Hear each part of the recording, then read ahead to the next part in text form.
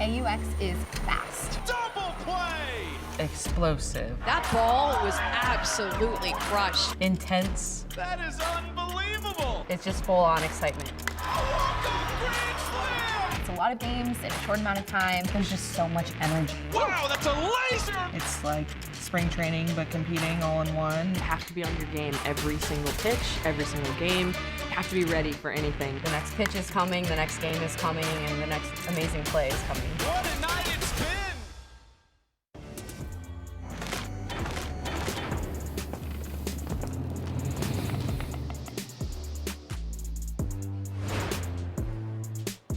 Welcome to Athletes Unlimited Softball on ESPN, presented by our official climate finance partner, Aspiration.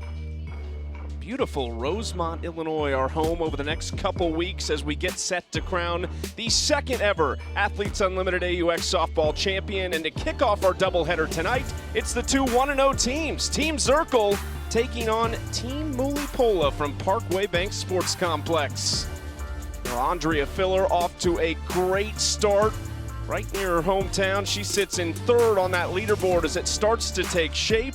And how about the veteran from Washington, Courtney Gano? 3 hits for her. That helped her to a seat in the 5th spot on the leaderboard after night number 1. Here is what Athletes Unlimited AUX Softball is. 14 players per team. 3 teams. We'll tell you all about the scoring system that helps dictate how that leaderboard looks. Just 2 weeks of competition, 3 series, and we get a new team for each of these players after every series. Lots to unpack over the next couple weeks alongside the 2-time All-American Amanda Scarborough. I'm Chucky Kemp. And Amanda, the hot start can be so important in this season because it's only 2 weeks long. It's a quick burst. Every pitch matters. Every pitch is so intense. You heard the athletes talk about it. But what impressed me on Monday night's games is the way that the vets were able to stand up. In particular, Megan Wiggins and Aubrey Leach, who both got MVP 1 points. It's so big to have that quick start. And it's so important, Chucky, to win the game as a team. Yeah, we'll see if they keep that hot start going tonight. There's going to be a lot of movement on that leaderboard over the next couple of days as we take that Team Zirkle starting lineup. Morgan Zirkle has herself in the 2-hole. We mentioned Megan Wiggins, 2 for 3 with a double, 3 RBI. She's motivated this year. She wants to compete at the top of that leaderboard, but just an absolutely stacked lineup there. And that is who Mariah Masson will try to conquer in her second year out of Oregon State. A little bit different start for her this year because she's been here the whole time. She joined late last year. She's got her work cut out for her tonight. Yeah, Masson will mix her pitches, has a lot of different looks, likes to own the bottom of the zone with her drop ball, and actually developed an off-speed drop ball in the off-season. But you can see that she can move the ball up with her rise ball. She can spread the zone vertically. That's what these hitters are going to be looking for in today's game. A little rise, a little drop. What will they take and what will they hit? Morgan Zirkle awaiting her opportunity. Her team favored by a 1.5 tonight as Sydney McKinney kicks things off, the rookie out of Wichita State, going up against Masson, who was 2-1 last year with a 3.5 ERA in AUX play. Her first baseman tonight is Tori Vidalis, who happened to be her roommate in San Diego last year. And the first pitch Masson threw, Tori Vidalis sent it over the left field wall. And they had a good laugh about that later that night when they went back to their room, but Masson really settled in and played well last year. Sydney McKinney from Norburn, Missouri, out of Wichita State, #1 pick in the draft this season. And she is electric. Down in the count, 1-2. Talked about it on night number 1, the pace of play. They have 15 seconds, Masson does, between pitches by the time she catches it to throw the next pitch. So the speed of the game has been lightning fast pitch to pitch. McKinney, a good rip at this, deep to center field. Hayward back, it's off the wall. McKinney rounds second, headed for third, and she's going to pull into third and stay there. A leadoff triple for the rookie Sydney McKinney.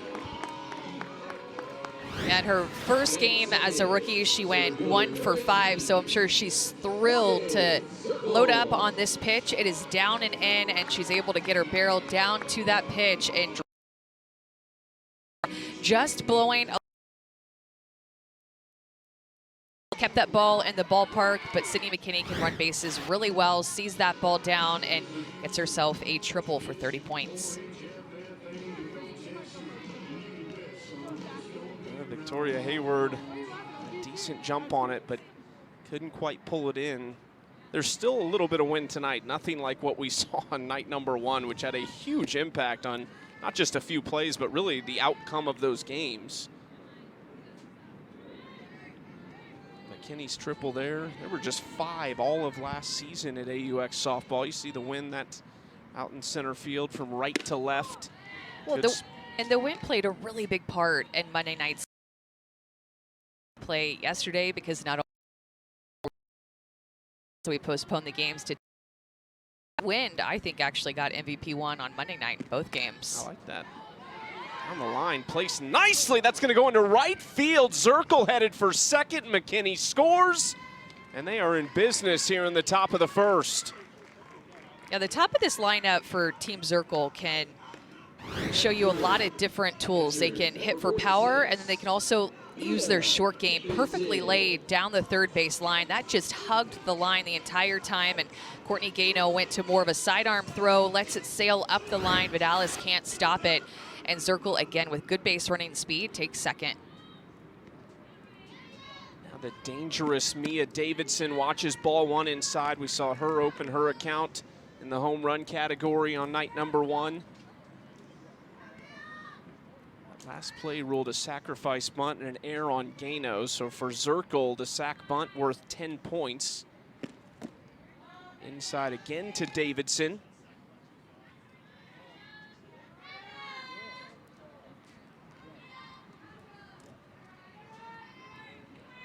Couple walks for her as well. Just finished up as a different role in the Mississippi State dugout this year after a tremendous career. That one's into the turf, and Zirkle is up to third. Not the start Masson had hoped for right now. And she knows she has to be careful with Mia Davidson up at the plate, because she can hit the long ball at any time. That last pitch just gets away from Mulipola down in the dirt, and they're going to call a timeout. No coaches here in Athletes Unlimited. It's all player driven. They do have a facilitator for each team. Danielle O'Toole is the facilitator for Team Mulipola this week. Allison Rager is in her first season as a facilitator for Team Zirkle. Graduate manager at Ole Miss the last couple years. There's Rager talking to Zirkle over at third. I can throw some good BP too. We saw her throwing at practice on Sunday, and it's a nice motion. Charlotte Morgan is the other facilitator in her second season. Was here last year in San Diego, and then Alex Ibarra is also helping out. Davidson takes a big cut there, foul ball. Here's what she did. This is that home run that Mia Davidson got all into off of Elizabeth Hightower, a rookie from Florida, who Mia Davidson has probably seen at some point, maybe a couple of times in her career. Wasted no time, first at bat, aggressive on the inner half, and takes her walk there. These hitters have so much power. You don't want to come on the plate too much, so you work the corners, but they also have very good eyes and discipline. To your point, Davidson with over 90 home runs to set the SEC career record. You just have to imagine might have ran into one from Hightower in college as well. Now down to the 4 spot, Anissa Ortez. It is just going to get fouled. Showing the short game a little bit in this first inning early in the game, and Ortez laying down a bunt. Saw Zirkle lay one down the third base line as well. A lot of different options when you have speed and an athlete like Morgan Zirkle over at third base and less than 2 outs. A lot of different ways to score her. It's interesting to see these teams take on the identity of their captains sometimes. Morgan Zirkle is such a versatile player, can get it done in so many different ways, and like you talked about, we're seeing that early on from this team. Ortez sends that into the parking lot. 1-2 count now for Masson, still looking for out number 1.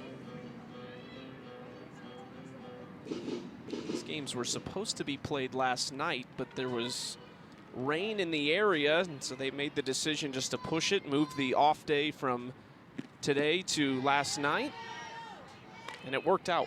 They called it early, which I thought was a good decision, and then it poured after that, and probably made them feel even better about that choice.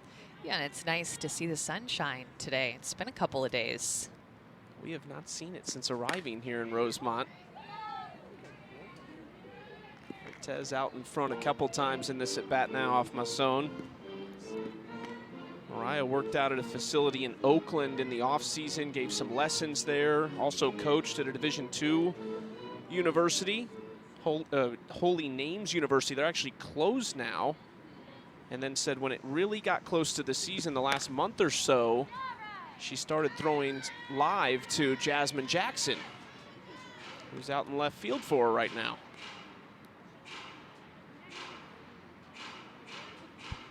Yeah, and Urtez has had a couple of high finishes in 2020 in the champ season. She finished 15th, and then in 2021 also finished 15th.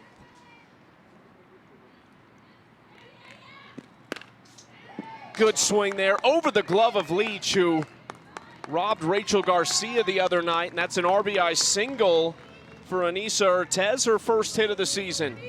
Yeah, these hitters are just on pretty much everything that Masson is throwing at them. This pitch is too much over the plate, and a hitter like Urtez is just going to hit that pitch hard, looking for a good pitch to hit, looking for a mistake that's more over the plate, and she got it.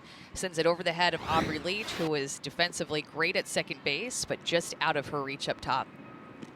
Well, this is great to see Jessie Warren in the starting lineup today after going down on a pop-up in foul territory, fell awkwardly and was on the ground for a decent amount of time in some serious pain, walked off, was subbed out of that game.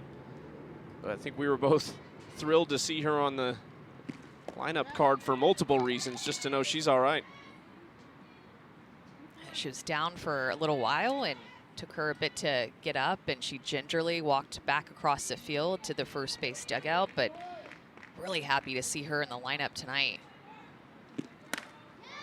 Got a piece of this one deep to left field. Jackson waves it goodbye. That was crushed by Jessie Warren. Her first hit of the season, first hit since 2021 after taking last year off.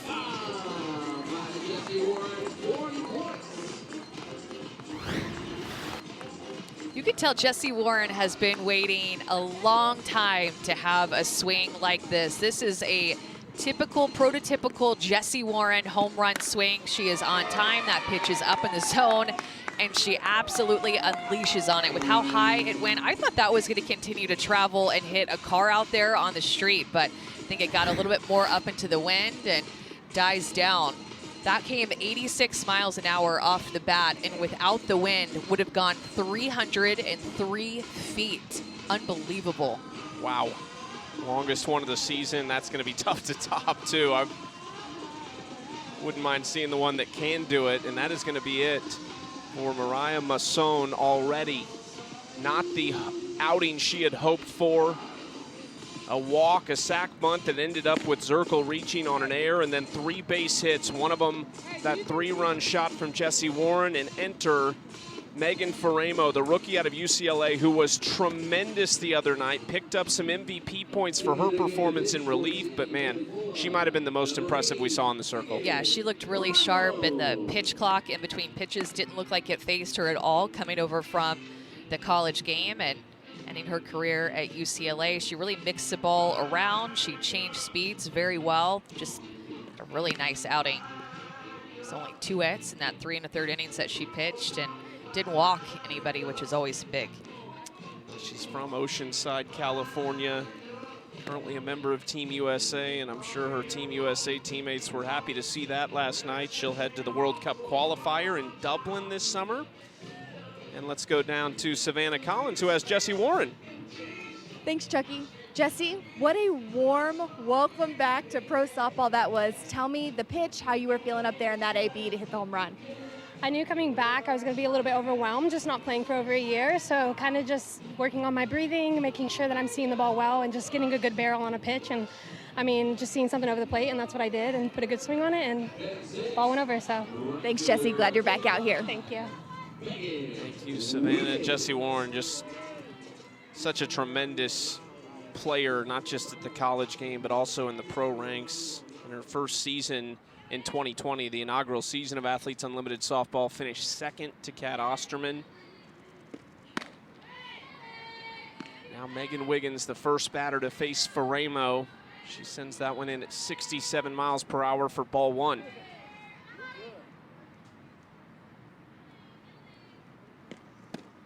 Good spot there, down in the zone. Wiggins in year number 13. Played 5 years in Japan, long time in the NPF. NPF Player of the Year back in 2013. That catches the outside corner as well.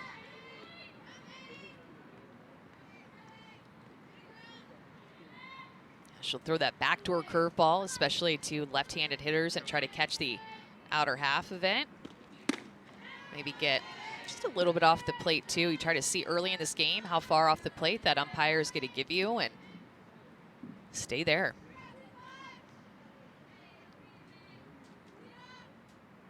Two-two count to Wiggins. That's too high. We've seen a lot of different pitches, different looking pitches. I mean, you talk about somebody like Carrie Eberly, who's so great with that drop ball. Rachel Garcia was spotting the ball so well the other day. What pitch do you not want to see when you were at the plate? What is the pitch you're thinking, don't throw me this? It just depends pitcher to pitcher and what their strengths are really. I mean, I know their strength sometimes is going to match up with my strength, but also then at times it's going to match up with my weakness. So it depends on what their strength is and what I'm going to see the most in my at-bat. Probably, I know you're thinking that Madison Shipman, more of a sucker for the rise ball. She likes to go there. So yeah, maybe mine was more outside corner. I like the inside corner a little bit more. I mean, how about, too, Chucky, the at-bats that Megan Wiggins has had in 4 plate appearances in game 1. She saw 28 pitches and then just had a really long, extended at-bat there. She is taking counts deep, really comfortable early in the count, really comfortable with 2 strikes, and very good plate discipline early in the season. Yeah, keeping that 7-pitch per at-bat average. I'm sure Nadia Taylor appreciates that as well, sitting in the on-deck circle with the new pitcher. That's great from Faremo, taking something off there for strike 1. Nadia Taylor raked last year, 378 in the AUX season. A home run and 5 RBIs. Didn't want that one, but that's strike 2.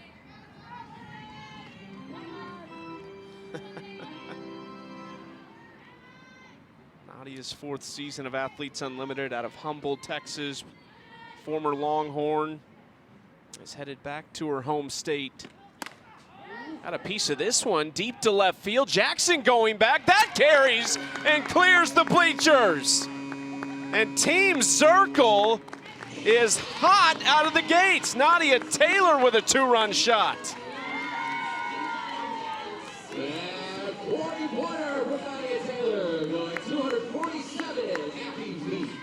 I mean, Team Zirkle is just getting their swings off.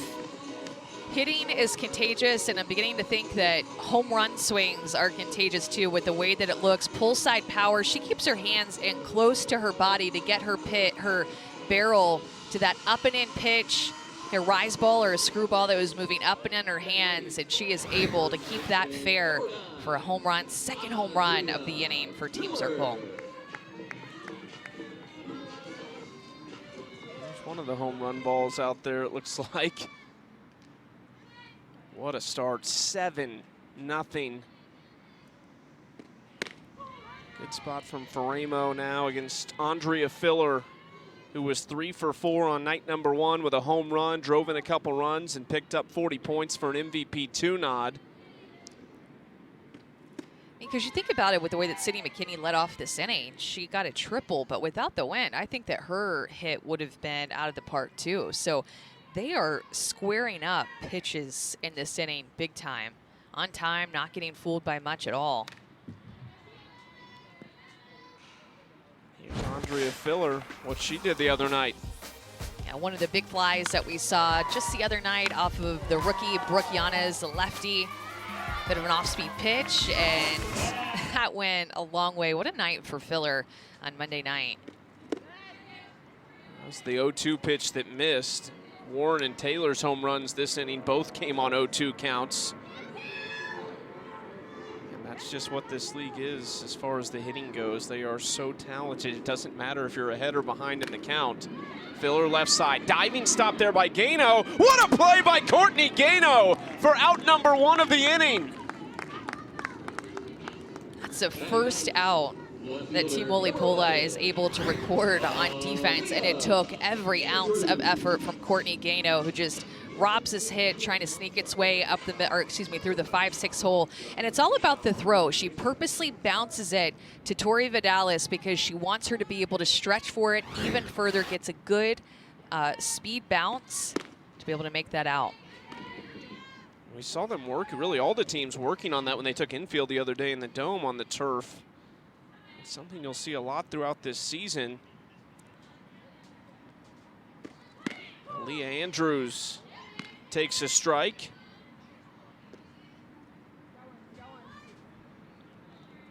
Sydney McKinney set to come up for the second time. She stands on deck. It's going to get foul into the bullpen where Alicia Ocasio is warming up right now for Team Mulipola, and it's worth it to point out that Team Mulipola has the doubleheader tonight. This is not the way they wanted this to start, as you get a look at Ocasio and Jordan Roberts getting ready out there. Yeah, it's a really good point about having the doubleheader tonight. Saw Team Garcia on Monday night go 0-2 and had a tough loss in game 1 and a really high-scoring game in game 2. Went through a lot of pitchers, though, that night, too. Yeah, Team Garcia picked up just 50 total win points out of a possible 240 on their doubleheader night. Oh, my goodness, that got Andrews, and that did not sound good. Holding that right wrist, it looks like.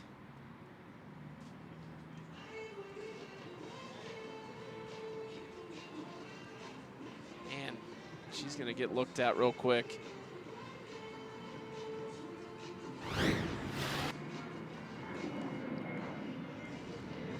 A rise ball that just continues to move up and in as Andrews moves through the box. She's a slapper, so she's moving more into that pitch, and looks like it gets her left wrist or left forearm.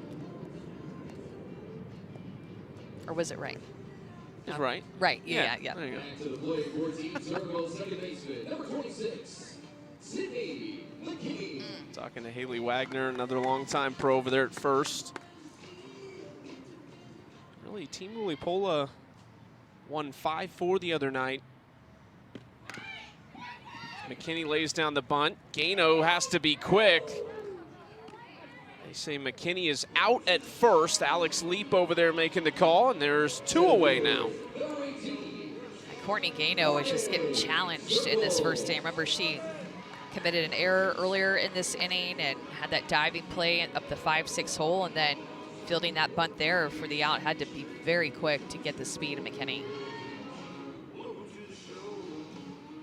This is just a totally different look in the circle from what we saw from Team Mulipola. They gave up 4 runs. This is slapped into left field shallow. Jasmine Jackson has it, and a lot of work to do after the 2 long balls from Team Zirkle to take a 7-0 lead in the first. Team Zirkle with several big flies. 2 of them got out of the yard, one by Jessie Warren and then one by Nadia Taylor. Those balls just carried, and those swings almost as if they knew it was coming. Looking for a good pitch to hit, they got it and they sent it out.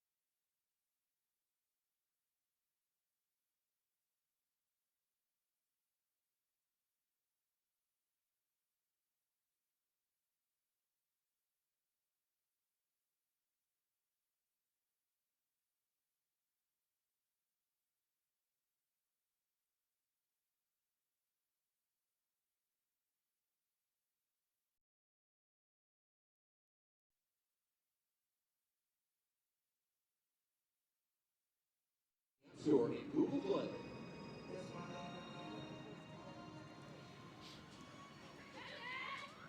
7-0 Team Zirkle over Team Mulipola as they get off to a fantastic start. 4 hits, playing some small ball as well, 2 long balls. And Team Mulipola has a lot of work to do, led off by Victoria Hayward and Aubrey Leach, who entering tonight set at the top of the leaderboard. We'll see if she can stay up there after this doubleheader day. Plenty of power in that order as well with Mulipola and Vidalis, and Courtney Gano had 3 hits. They will try to do the same against Shannon Sale in her second season out of Oklahoma. Just finished her first year as a GA for UCF softball. What do you expect to see from her? Yeah, Shannon Sale has really good spin and a mix of good velocity too. She will mix in that rise ball that has her best spin out of all of her pitches. Also change speeds with an off-speed drop ball and a changeup, looking to try to throw 3 different speeds here today to keep these hitters off balance.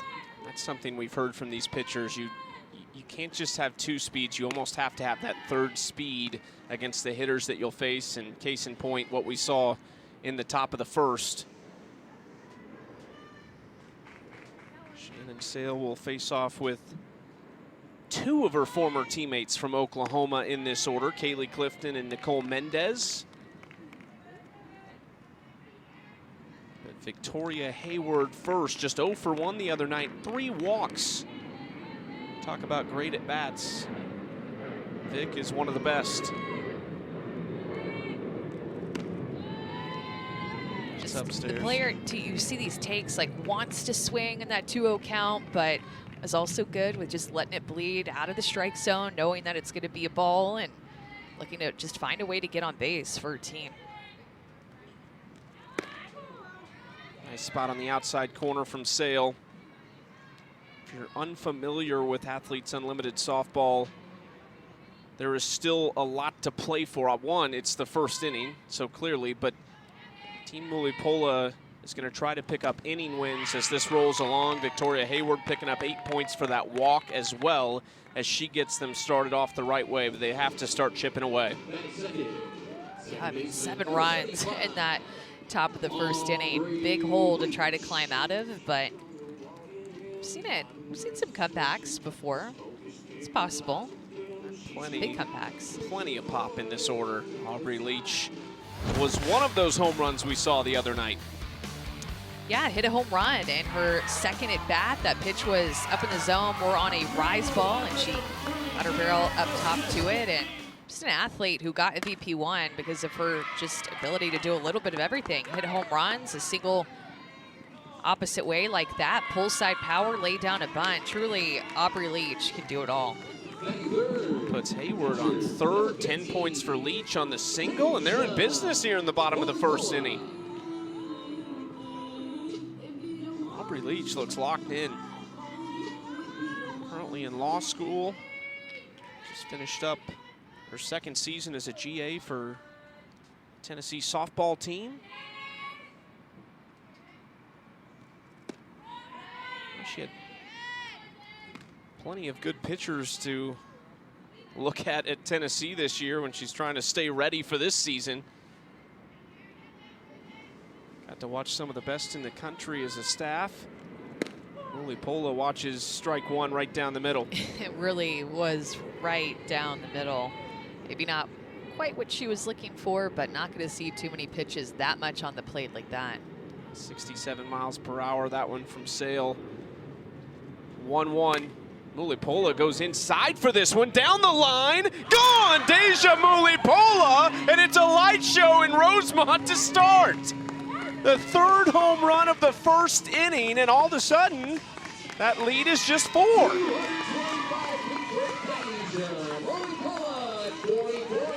So, Chucky, she took the pitch before that was right down the middle. And I mean right down the middle. We can see it on our screen. And then look at this pitch location with how far off the plate inside it is. That is like on the chalk whenever she's making contact with it, about a ball and a half off the plate. And she still is able to hit this out of the ballpark. Got a little bit jammed, for sure didn't get all of it, but Deja Mulipola is so strong looking for that inner half. That was another comment we heard too. She takes the good pitch, like you said, and then the pitchers, when they're talking about the advice they give the rookies, they say, look, not only can you not live on the plate, but these are good bad ball hitters in this league. Yeah. Foul territory, Filler going over, trying to find the fence, and it's out of play. Yeah, you heard that so many times, and the pitchers would say, yeah, I'll throw a pitch, right down the middle, and it will get taken, and then somebody will hit a ball that's out of the zone, and that's exactly what Deja Mulipola did. I mean, hitters are just going off in this first inning. Wow. 6 hits, 3 of them home runs. Mariah Masson wasn't able to record an out, and then took Faremo a second in this inning now. Shannon Sales still looking for her first out.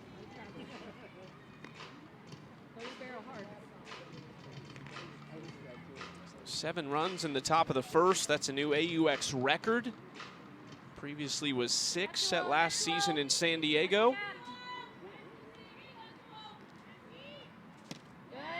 1-2 outside, 2-2 to Kaylee Clifton, and the former teammates having their first matchup of the night. Love the response and the answer back by Team Mulipola. Remember, Vic Hayward started it all with that walk, and she is just such a tone setter, always has been in her career. Clifton takes strike 3 on the inside part of the plate. Let's go down to Savannah Collins, who has Deja Mulipola. Thanks, Chucky. Deja, that was exactly the energy your team needed to get back. You took the pitch before. Walk me through that decision and then the one that was just right you were looking for. Yeah, so my first pitch that I got from Sale was actually a ball. So I actually wanted to see a strike before I got a little trigger happy, especially because when we faced the gold team, I was attacking the first pitch that I saw and not really getting in my count. So I wanted to be a little bit more patient, get a pitch I could drive, and I'm happy I could come through for the orange team. Thanks, Deja. Appreciate it. Of course, thanks, Ab. Just love to hear the adjustment. I mean, these are the players having to make these adjustments. There's no coach in the dugout showing them whatever they need to see to go up the next time, and Deja making adjustments night 1 versus night 2. It's just really impressive. Yeah, so much to learn from these athletes and getting just this inside access to the dugout and to hear it from them and be able to just get in their mindsets and in their adjustments and within their at-bats. Just incredible access that we have here at EU. It's up top to Tori Vidalis. Year 4 for Tori, Texas A&M grad.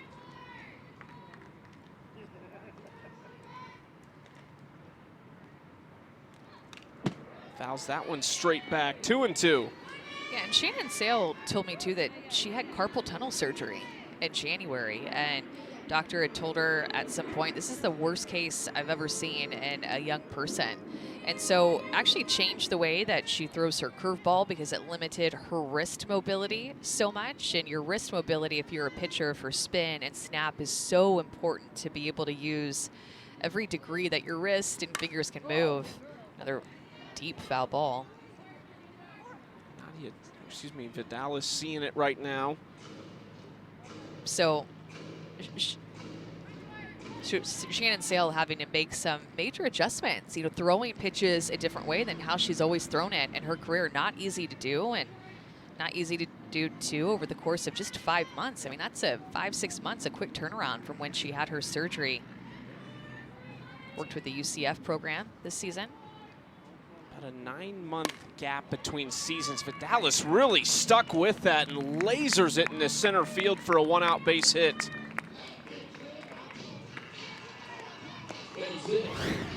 Yeah, this is a bit of an off-speed pitch, and look at how Tori Vidalis goes down and get it. Mia Davidson is in a position about to block that pitch, going down to her knees, but Tori Vidalis is just able to recognize it out of the hand and stay on it and drive it for a line drive. Those are the ones, I mean, even the Mulipola home run and then that base hit there, as a pitcher, are you sitting there saying, what are you going to do? Especially, too, you think about what Mulipola hit. It was a ball up and under hands, and then Tori hits that pitch. It's off-speed, low and away, and pretty much on the plate. This is hit well down the right field line by Stewart Hunter. Off the wall, Wiggins collects it. It's going to be a double for Kelsey Stewart Hunter. Second and third now. Get the feels that it's going to be a tough day to be a pitcher tonight with the way that these hitters are going off. Level swing, even on that up and in pitch, created more of a line drive that hits off the right field wall. Thought it had a chance to sneak out of here, but again, the wind's blowing a little bit. I think it kept it in. Looks like we're going to have another pitching change. Masson came out in the first for Team Zirkle, and now is this it for Sale? Carrie Eberly's out in the bullpen. Saw her the other night. And it's going to be a debut this year for Haley Wagner. We'll feature the Yankees and Red Sox for the second straight week on Sunday Night Baseball. This time they'll finish a 3-game series at Fenway right here on ESPN, ESPN Deportes, and ESPN Radio. Coverage begins at 6 Eastern, 3 Pacific, with baseball tonight, Sunday Night Countdown. Rivalry picking up here in the middle of the season in the MLB. There's Haley Wagner, 4th year of Athletes Unlimited out of Orange, California. Played her college ball at Michigan, finished 17th at AUX, but somebody who has a ton of experience in the pro level. Yeah, she does, and she comes from the left-hand side. Not a ton of left-handed pitchers here in the AUX season, but she throws hard, and she can throw her curveball and her screwball on different levels. So a pitcher that works more side to side, more east to west, but it's her ability to be able to locate both her curve and her screw a little bit more up or a little bit more down to give a hitter different looks. Her team still leads by 4. Going to try and halt Team Mulipola here. And for every run scored during this year's Athletes Unlimited AUX season, Aspiration is committed to planting 10 trees. So stay tuned throughout the year to see how many trees will be planted thanks to Aspiration's support. Already 100 tonight based on the 10 runs we've seen in the first inning alone. Kelsey Stewart-Hunter stands on second. Tori Vidalis on third, and a chance here for Courtney Gano, who was 3 for 3 the other night, picked up an MVP 3 nod worth 20 points. And a great spot on the leaderboard entering night number 2.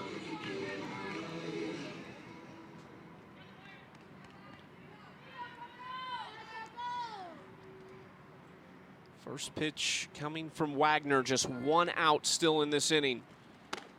Up and in, ball 1.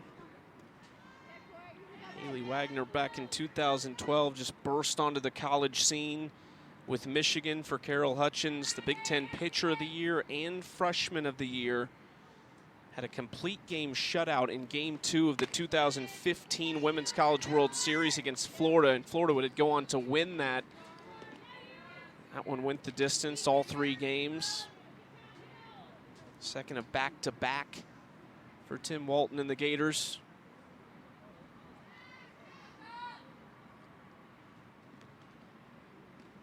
2-0 and took something off for strike 1. Yeah, and Haley talked about, too, one of her biggest challenges to overcome so far in her career is the 2 injuries that she had her sophomore year at Michigan. She actually missed the Women's College World Series, and her goal was to make it back there her senior year, which was when they were runner-up in the National Championship Series.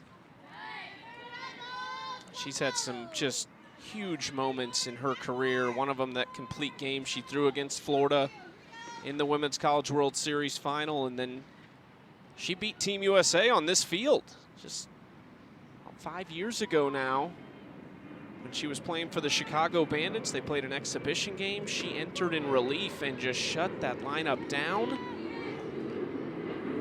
I asked her, and those were 2 of the moments that stood out as highlights.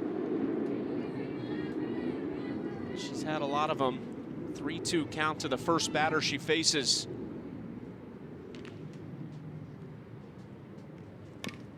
Gano stuck with that one. It was a similar pitch to the first strike.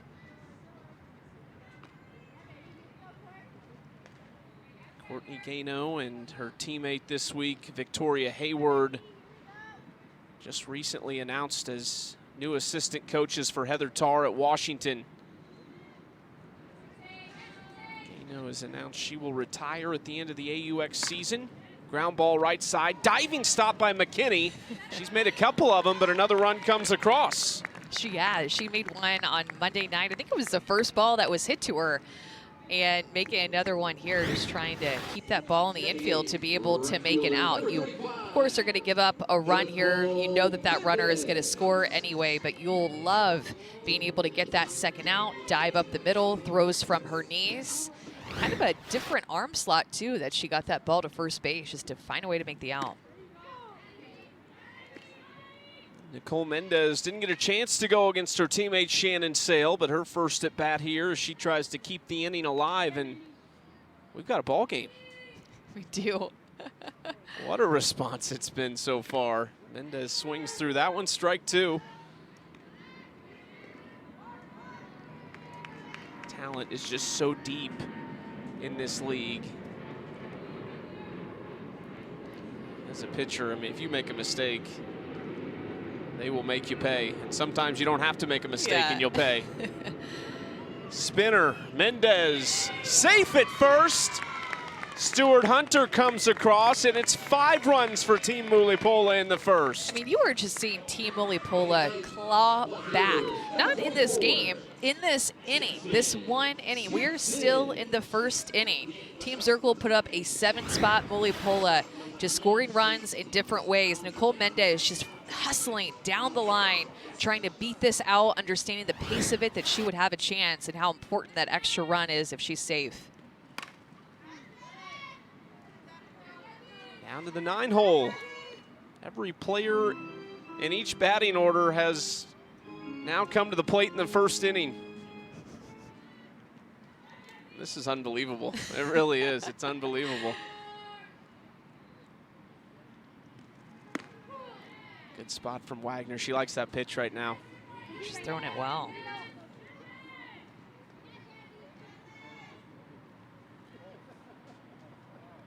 Jasmine Jackson out of Cal from San Jose, California. That one's too low.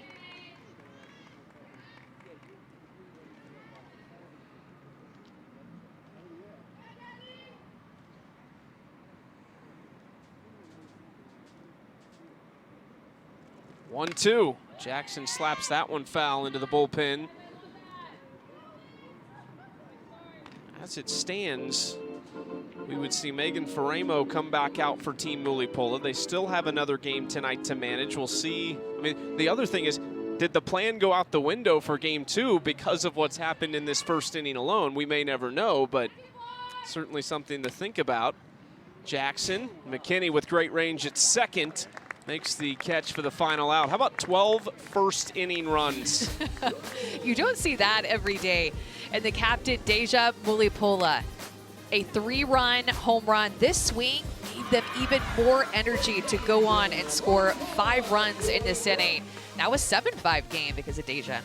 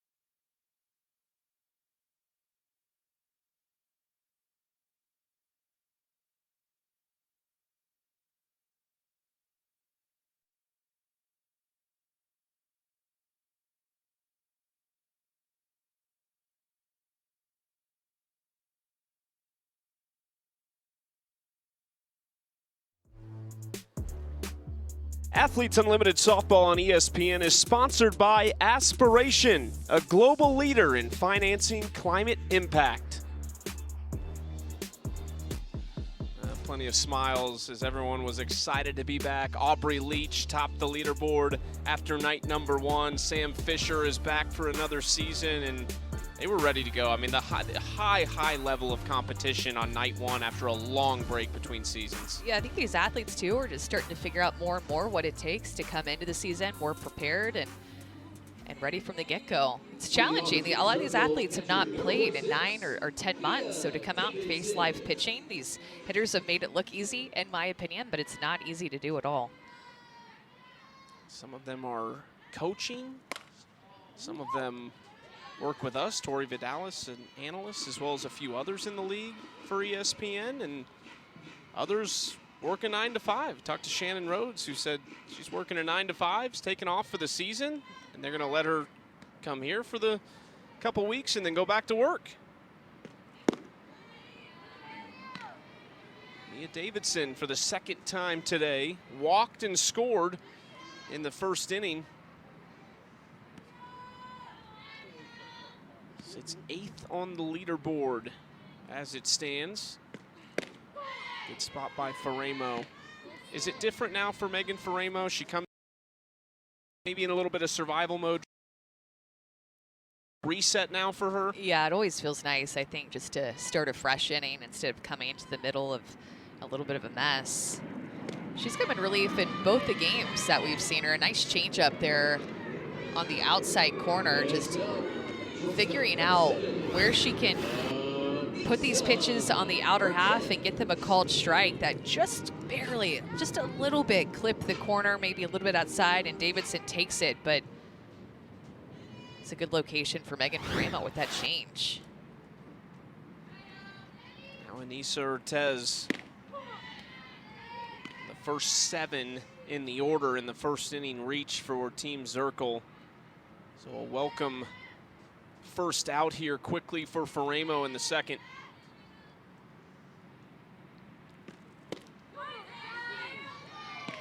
Faremo really spotting the ball right now in the corner. Yeah, she is. If you can get that called for a strike and that changeup low and away too, like she just struck out Mia Davidson too, that's where you want to live, especially the height of that last screwball she threw to Ortez. And you can start to see a pitcher just gain more and more confidence, and I feel like Megan Faremo really came out to this inning just with a new energy about her. It's always tough to come into those middle inning relief appearances when there are already so many runs scored. All these hitters are so hot already. Faremo was the 5th overall pick in the Series 1 draft. That might be the lowest she has picked all summer, whether it be the AUX season or the championship season. That's fouled into the bleachers, still 2-2. Really competitive athlete. We've seen her just in her UCLA career work to get better and better and better every single year. Got to pitch with Rachel Garcia at UCLA and learned a lot from her, and was okay with being the quote-unquote number 2 pitcher behind Rachel Garcia, and then became the number 1 towards the end of her career and really relished it. Maybe not the finish she had hoped for as they lost in their regional this year. It's a full UCLA regional. Liberty led by Dot Richardson, the legend. Stacy Newman-Denise bringing her San Diego State team there. They would go on to lose to Utah in Supers. This is skied right at the edge of the infield, coming back in for Leach. She takes care of it. We saw the other night, it was a bit of an adventure on some of those because of how strong the wind was. Jessie Warren. Here's Jessie Warren. Her first hit of the season, and that is a swing where you're just like letting it absolutely rip. She got all of that and then some. Has to feel good for her, making her return after sitting out last season. Head in the count 1-0. Here it is, thanks to Yacker Tech. You see the distance that would have traveled, you know, just under neutral conditions, no wind or anything. 303 feet. We've seen some long home runs already, and we've only had 2 games and like an inning. And they've been deep. I mean, some long home runs. I'm so happy we're able to track it this year. That's lasered up the middle on the ground. Jessie Warren can do it all. 2 base hits here in the first couple innings. 50 stat points for her between the home run and the single. And speaking of being able to track home run distances, we can also now track exit velocities, and these were the fastest exit velocities from both games on Monday night. Taylor Edwards at the top of the list with an 87.6. That was her home run, I believe. Yep. And Rachel Garcia and Amanda Lorenz, I mean, they're in that top 5 of the list, but those actually were outs, unfortunately, for them, despite hitting the ball hard. Aubrey Leach's glove, I think, had some smoke coming off of it after she robbed Rachel Garcia. That was a missile. Megan Wiggins was in the top 10 the other night. Hit a off Elizabeth Hightower. Catches the outside corner from Faremo. We talked about this on night number 1, really, with Rachel Garcia, but it's so fun to watch these pitchers just dial it in just a little bit, trying to find the corners. How much can they stretch the zone? Yeah, Megan Faremo and Rachel Garcia actually pitch really similarly to me in terms of their stuff, because they both throw with really good velocity, 68 to 70 miles an hour, and a bit more upspin with their curveball and rise ball, and can even make that curveball spin up. Like the changeup that Faremo has been working in this game too, which is like really nice out of her hand. Faremo's such a presence in the circle, stands at 6 feet tall and just a supreme athlete. 2-2, too far outside to Wiggins, who, again, you've talked about it, a great at bat, seeing a ton of pitches.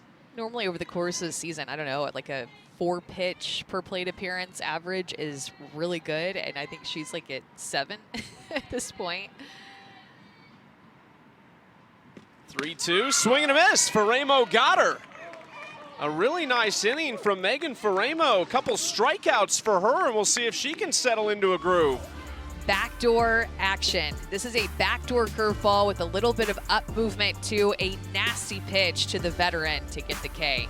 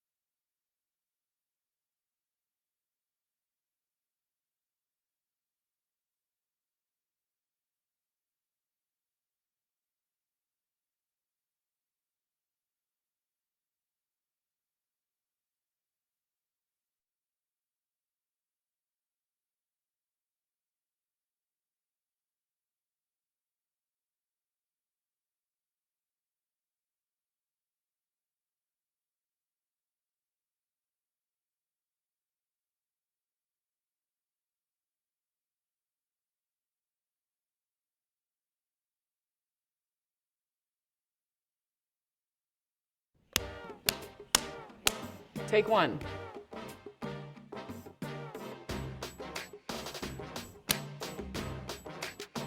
Did you miss us? Yes, my queen. Welcome back. Hey, welcome back. We're here.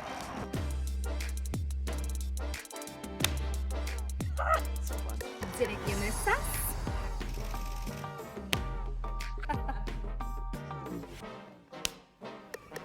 Action. Plenty of personality, not just the talent, but the personality in this league is second to none. great start to this one. Team Zirkle up 7-5. Megan Faramo, though, settling in a little bit in the circle there in the second inning, putting up a 0, and now can her bats take care of her here. Back to the top of the order with Victoria Hayward. Walked and scored. She set the tone really against Shannon Sale. Oh, and that got Hayward. She's reached 5 times without a base hit yet.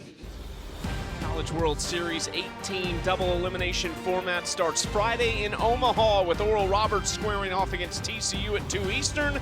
Later on, 7th-seeded Virginia will be taking on 2nd-seeded Florida under the lights at 7 Eastern.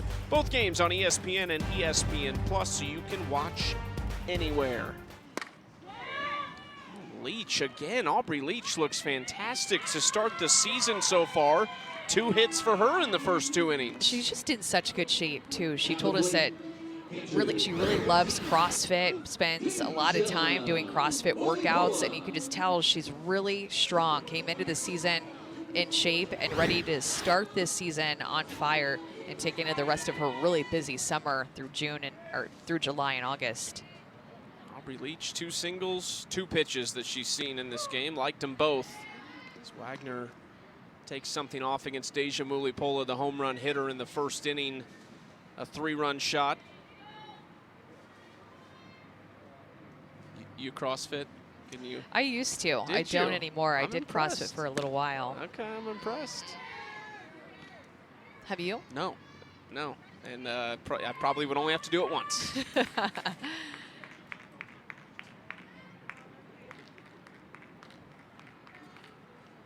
0-2 to Mulipola.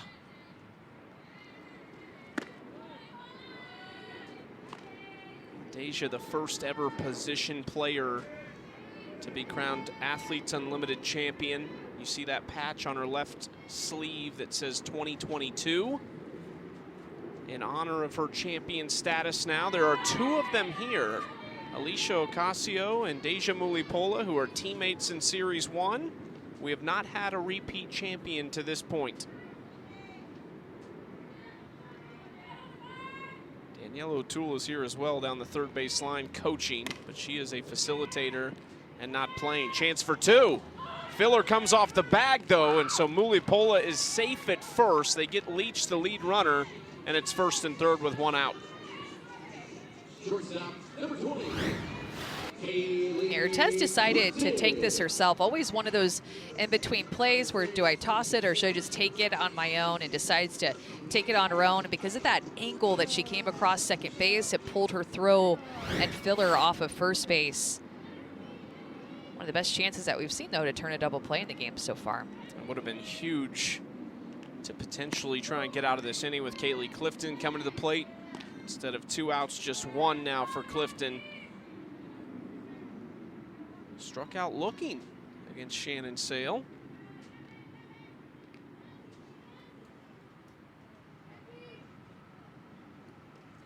Oh, 1 off the handle. Here's a chance. Wagner running, and that was one where maybe a couple wouldn't have minded the layout, but the possibility for a collision maybe? Yeah, it's bad news right there with all 3 of those players. That ball was not in the air for a long time, and they were all right there, thinking the other one was going to maybe lay out for it, not wanting to run into each other, but good pitch location by Haley Wagner up and in. Well, how many times have we seen Jessie Warren make a play like that coming down the line in her career? Oh, yeah. And in some big moments, certainly.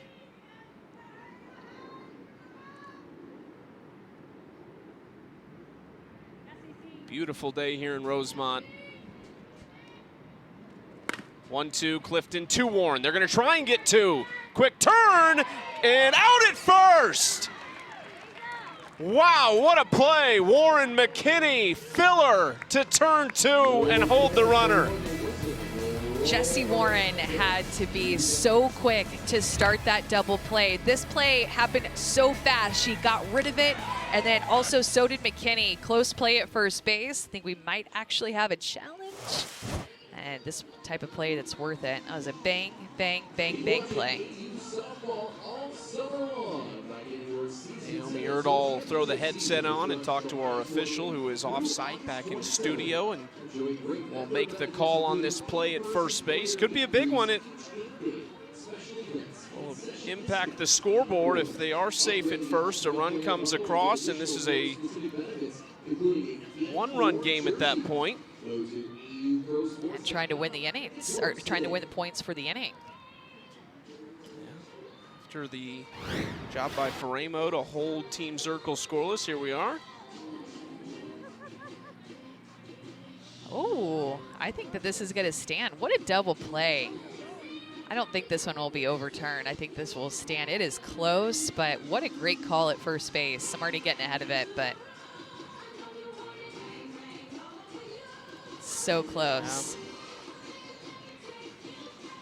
That angle looks a little, I mean, this angle I thought it looks out. I think this stays. Yeah, I think you're right. Naomi Erdahl behind the plate, Jim Cooper at first, Alex Leap at third. They've done a great job. It's early in the season, but they were lights out the other night. And there's the captain's challenges. They get 2 per game. The replay official has the final decision, and you just have to make sure you indicate it before that next pitch is thrown. And then once we reach the 6th inning, the umpires can actually initiate that as well. Call is confirmed. What a play. They get out of it, and the inning points roll over.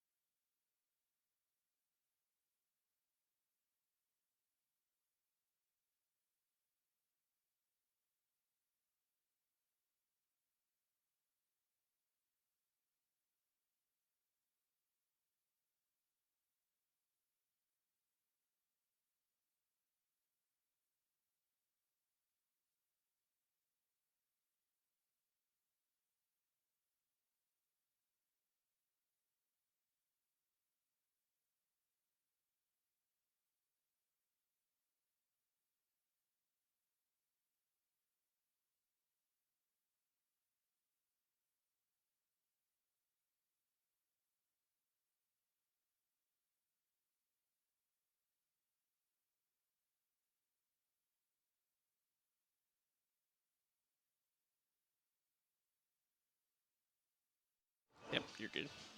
You can pull it out.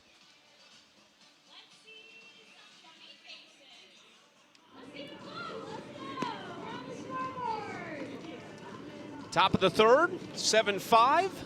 Megan Faremo and Haley Wagner putting up a 0 for their respective sides in the second inning. The points have rolled over now. 20 on the line here in the third inning for the teams.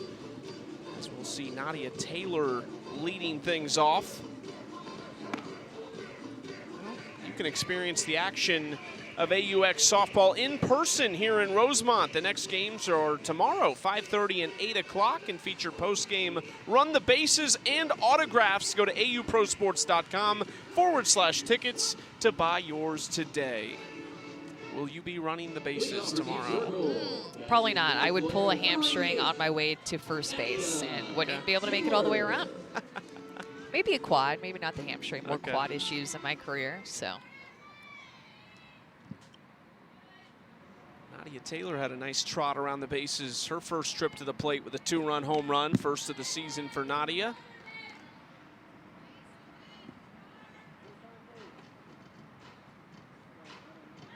Last year at Michigan State, will be an assistant coach at Houston as they join the Big 12 this coming year.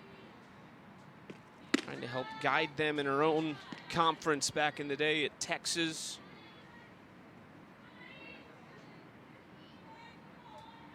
Really good at AUX at the plate, 378. Just hit 143 though in the championship season.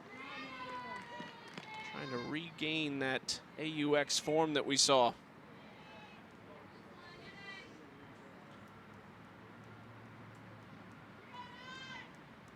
Not seen her at third base this year, but we saw her with a great glove last year in the field over at the hot corner.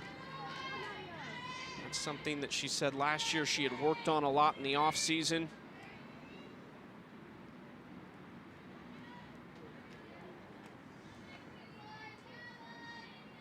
(3-1) from Faremo.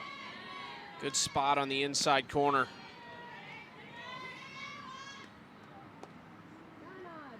She looked really good back in the second inning. Faced 4 hitters as Jessie Warren got on with that 2-out single, but Megan Faremo really started to settle into this game in that inning. Strikeouts of Davidson and Wiggins, and fielding her position there with the easy out of Taylor for out number 1. First baseman. She does, just looks calmer right now in the circle after coming into, like you said, a little bit of a mess. It's a combination of just being able to come in to a fresh inning or start a fresh inning with nobody on, and then also the fact too that Team Mulipola scored those 5 runs in the bottom of the first inning. It makes you feel like you're more in it. This is hit hard. Filler swinging first pitch deep to left field. Andrea Filler for the second time this season. Well, she is feeling good right now. That long Filler fly with 243 feet. Andrea Filler just continuing to hit the ball hard. Did her homework on how Faremo threw the other right-handed hitter in front of her, Nadia Taylor, hard and in, and so Filler decides to go up hunting that pitch. That is not an easy pitch to hit. 69 up and in on your hands, and she gets absolutely all of it. Talked about after Monday night's game how she put in extra BP work with AUX Ibarra, who will throw some amazing BP, threw her a lot of different spins, a lot of different looks, and it paid off on Monday night and continued to pay off tonight. Second season of Athletes Unlimited. She's from Fort Wayne, Indiana, played her ball here locally at Northwestern. Currently the director of ops for Northwestern softball. She's comfortable here in Rosemont, that's for sure. And now an 8-5 lead, and has her team in the driver's seat for the 20-inning win points as Aaliyah Andrews swings through it for strike 2. That's how big that double play was, too, to end the last half inning, to be able to get Team Zirkle off the field instead of losing that half inning and the points, to be able to take it into this inning and then try to capitalize on that double play even further down the line if they can win this inning to get more points. Warren, McKinney combining. Sydney McKinney's been so impressive at second base in her pro debut this week. We know what Jessie Warren can do. Andrews watches a ball outside.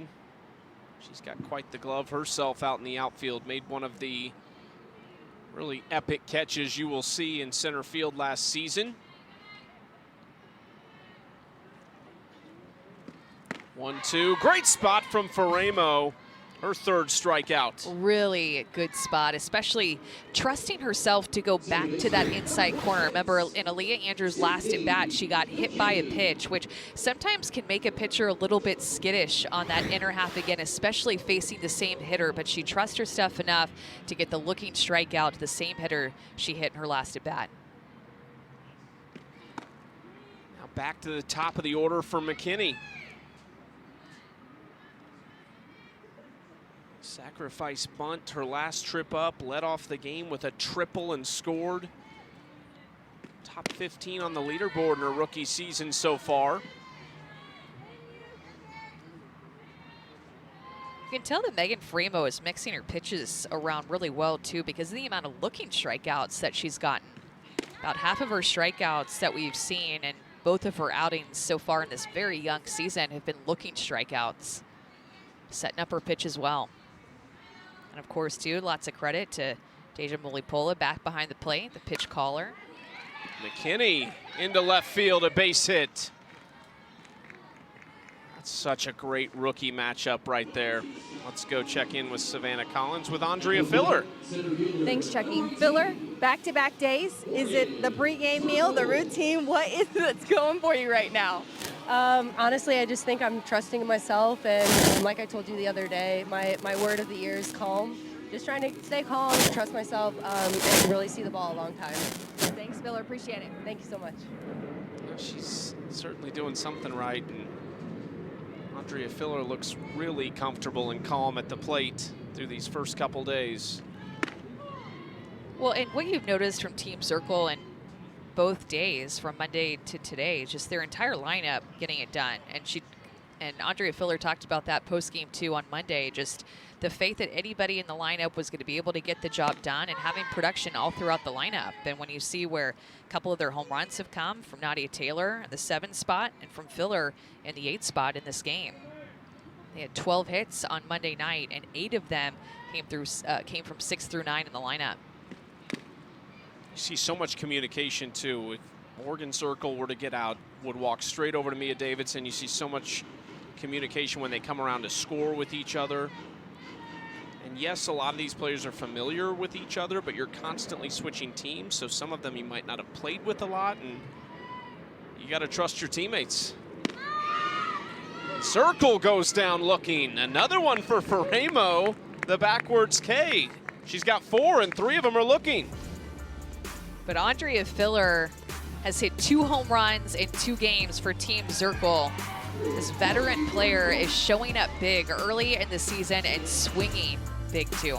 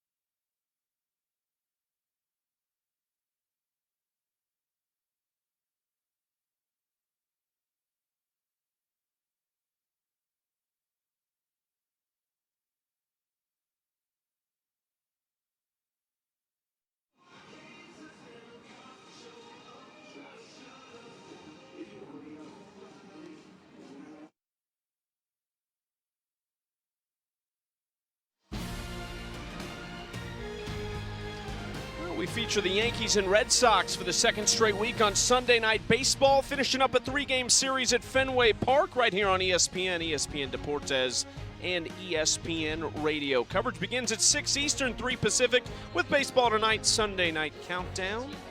Yankees 8 games back of Tampa Bay, and Boston trying to climb out of the basement in the AL East, so a big one to finish off that series on Sunday at Fenway. Bottom of the 3rd here in Rosemont alongside Amanda Scarborough. I'm Chucky Kempf. Team Zirkle in line for 20-inning win points if Haley Wagner can put up a 0 against Team Mulipola. Tori Vidalis will lead it off in the 5 spot. Didn't get all of that to Aaliyah Andrews in left for the first out. Picked a good pitch to hit too. That was a pitch out over the plate and just wasn't quite on time with it. Andrews doing a little dance out in left field. Always feeling loose in the outfield, at home out there. Kelsey Stewart-Hunter doubled off the wall back in the 1st inning and scored one of their 5 first-inning runs.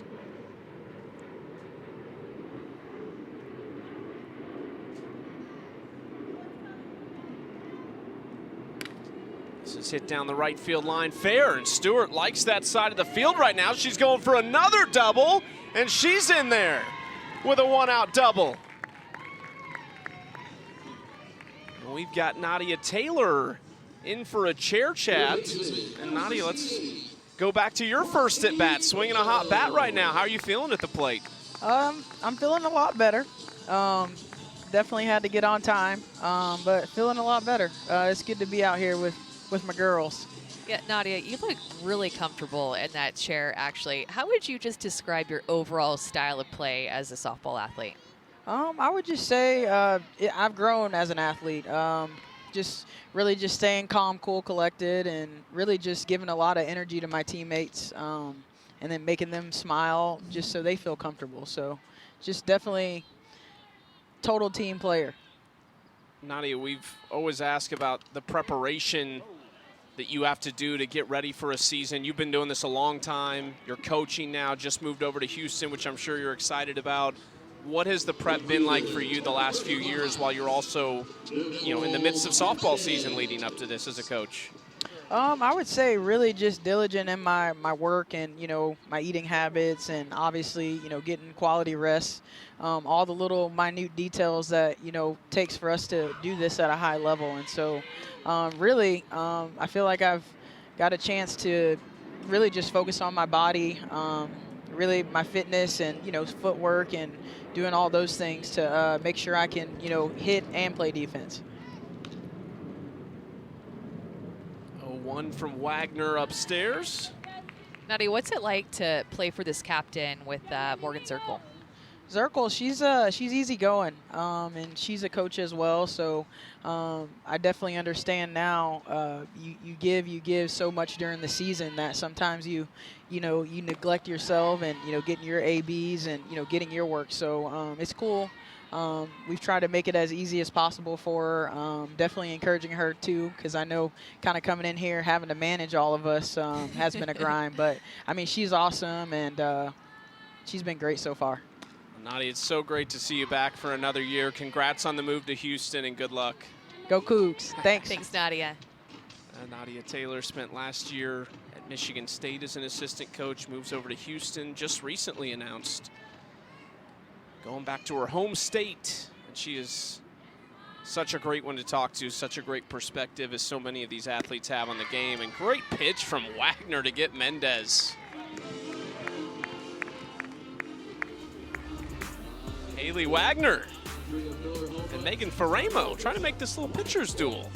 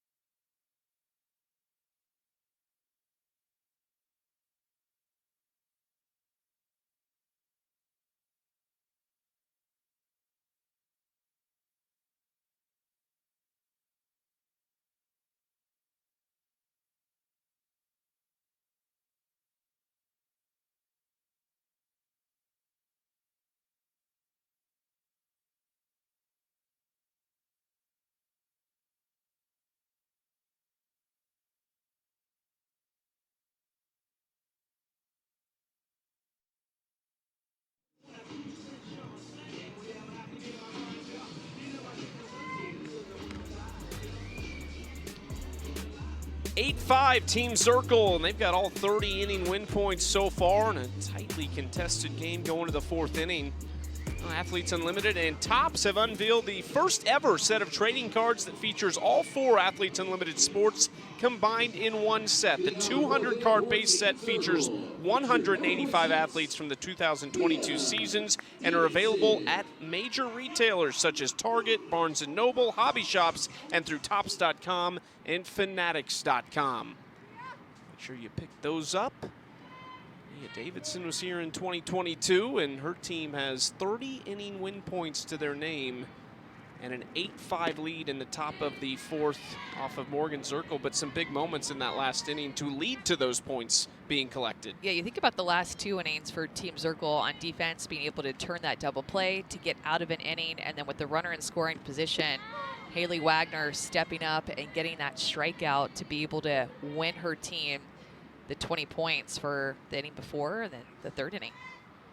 And that's what, if you're newer to Athletes Unlimited, is the big thing. You talk about the leaderboard individually, and yes, there are individual points to be earned, but really where you move up the leaderboard is winning innings and games. So if you were to see a game get out of hand, you would still see those teams fighting and clawing till the end because there's inning points on the line at all times. And we do have a new leader at the top of that leaderboard. Andrea Filler has surpassed Aubrey Leach as we take a look all the way through this. Alicia Ocasio there at 21. She was the champion back in 2021. Plenty of movement left, but Team Garcia, a lot of gold there toward the bottom after a doubleheader day. Not what you want to see, but plenty of time to get back in it quickly. 3 veterans at the top. Megan Faramo's up in the top 5 as well, the rookie. 3-2 to, this is hit hard, deep to left center. Hayward watches that one go. Mia Davidson has done it again. Team Zirkle can swing it.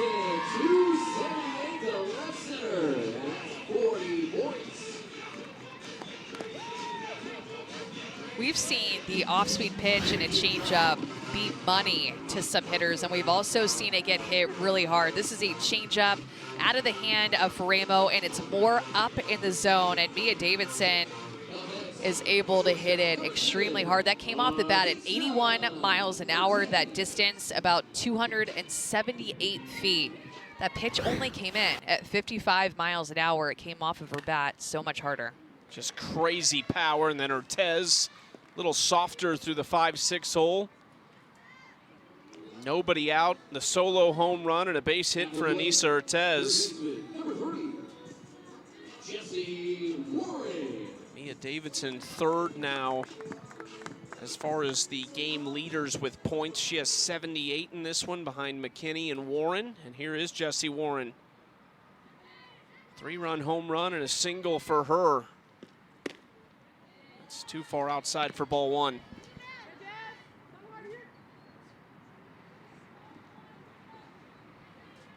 Jessie seems to be settling in really nicely with the bat. 0 for 2 and was hit by a pitch on night number 1 and left that game early.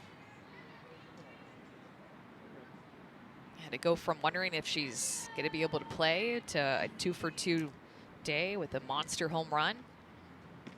Seems to be in a pretty good spot. Faramo jams her up there. Gano has it in foul territory, and there's one out.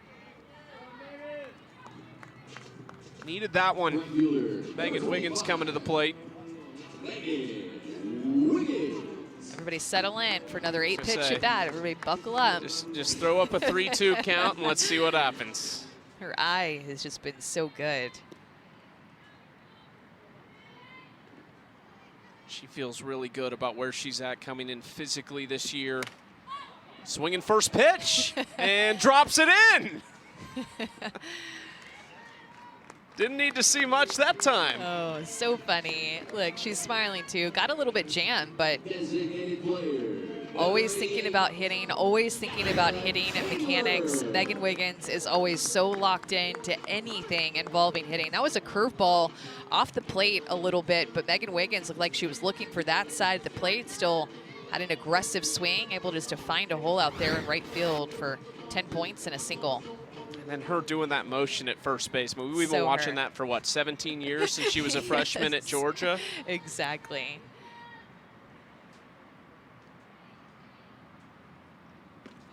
Now Nadia Taylor just got done talking to her and said she just had to get her timing right. She did that in her first at bat with the 2-run home run. Trying to stay with that off-speed pitch. Let's go down to Savannah Collins with Mia Davidson. Thanks, Chucky.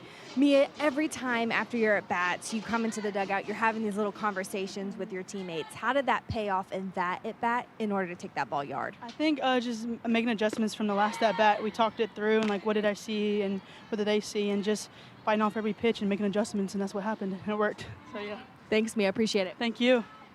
That's what we talked about, too, just all those conversations you see, and that's every single team trying to find ways against these pitchers. Faremo wins that battle against Taylor for the second out.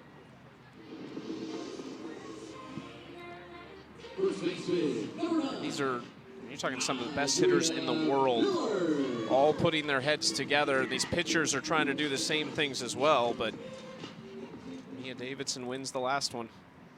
And Mia Davidson is on a podcast with the Mississippi State assistant coach Tyler Bratton called Rounding Third Podcast. So Mia Davidson's gotten to round third a couple of times in 2 games. That's for sure. She's living up to the podcast name. I'm here for that. I'll listen to Mia Davidson talk hitting all day long. You can see that Megan Faremo, though, rises up. It seems like every time that she's given up something, like both times she's given up a home run, she's tried to go after the very next hitter that she faces, making adjustments inning to inning, pitch to pitch, batter to batter. You can just see how competitive she is and how much that this league and these hitters are already pushing her. I just have to think the mental aspect at any level, but certainly at the professional level, is such a key part. And she bounces back there. Another strikeout looking. That time it's a Filler who went yard earlier. Faremo just trying to dial it in. And she's had a handful of strikeouts, given up some big hits too. This time another looking strikeout for Faremo with the screwball at the knees.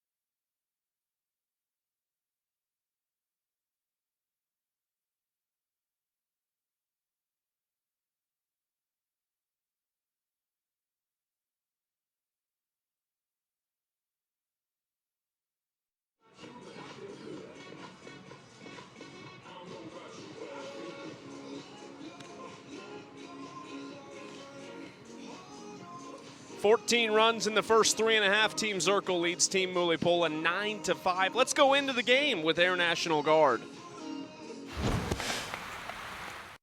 We have a security breach at the front gates. There's so many people waiting to come in. Looks like we're gonna have another 3-hour game, ladies. I guess it's gonna be whoever hits the best today. Like an obvious. I thought you were gonna get to Deja's, but it just was like, pew. Jess! Kelsey Stewart Hunter. Oh, Megan Wiggins. She knows the deal. She knows the bats can have their days in this league, and she's usually a big part of it like she has been today. Getting it done a long time. I think she's getting looser, too, and we're watching her dance out in right field right now. I think she's getting more and more comfortable as the years go on. She's played a lot of games on this field and been around the game for a long time, but so much fun to watch her play every second of it. Grounder for Jackson. Wagner cannot pull it in. It would have been tough to get Jasmine Jackson anyway. There's a runner on to start the 4th. History will be made. Athletes Unlimited bringing the first ever professional softball games to the Little League Softball World Series in Greenville, North Carolina on August 9th at 4:30 and 7 Eastern on ESPN2. You do not want to miss it. You're talking the heroes of the game competing in regular season games in front of the Little League Softball athletes and fans. Victoria Hayward playing small ball. What a play by Davidson behind the plate. My goodness. There was so much movement from the corners to Haley Wagner to Mia Davidson, all converging on this play. It was hard to even see who picked it up. Then she just slides over and slides up the first baseline to make an absolutely perfect play. I mean, Vic Hayward, 9 times out of 10, is going to be on first base. And Mia Davidson, what a game that she's having at the plate. And a bunch of different ways over at the plate. It'll be challenged, though. She's probably asking Aubrey Leach, what do you not want to see right now? Because Aubrey Leach is seeing everything at the moment.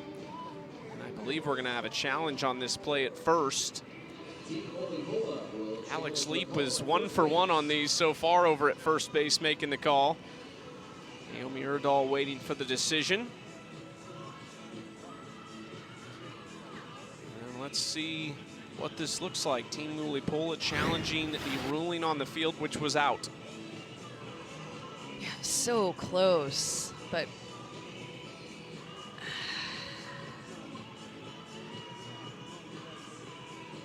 I think this one is going to stand too. I think too, one of the things that you look for is the compression of the base whenever the foot gets to the base. Not just that the cleat touches it and gets there, but that the foot is actually on the base is one of the things that they look for. And I think that there's not enough evidence here to say 100% that this should be overturned.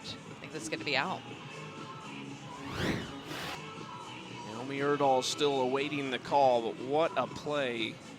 You said it, just not a split second longer. And I mean, she had to do that perfectly on the run, off balance.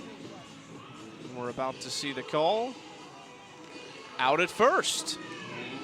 Couple of bang plays at first base that Alex Leap has just been on top of, and you have the replays and the slow-mo to prove it.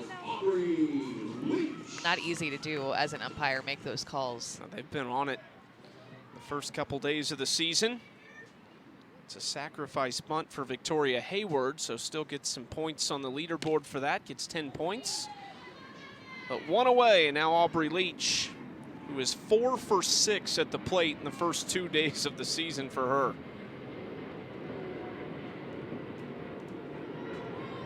They're also trying to not lose these inning points again. Leach stays with it, deep and off the base of the wall. Aubrey Leach stays hot. Jazz Jackson scores. And at the very least, those points will roll over. Aubrey Leach has just thrived these past few games, hitting early in the count, bringing out different tools early in the count. That was a 50-mile-an-hour changeup that she is able to just see deep into the zone, let travel a little bit more up in the zone, and it allowed her to get a good swing on it, almost hit it out of here. If you told Team Mulipola they would hit 6 for 12 with runners on through 3.5 innings, they'd think, wow, things are going really well for us. But it's been the long ball for Team Zirkle that's been the big difference in this game. Mulipola ground ball fielded by McKinney. Just a little hop throw there. She's so smooth. I think that she's probably already forgotten what a ground ball is like to just get hit right to her. I mean, every time that she's fielded a ball, she's had to take 4 or 5 steps up the middle, it seems like, and even covering on that bunt. She's just been moving all over the field. Haley Clifton could secure the 10-inning win points if she can bring Aubrey Leach in from third with 2 outs. Just outside from Wagner.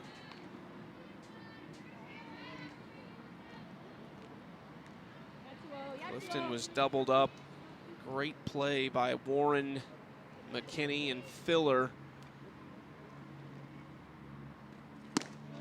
1-0, catches the top of the zone.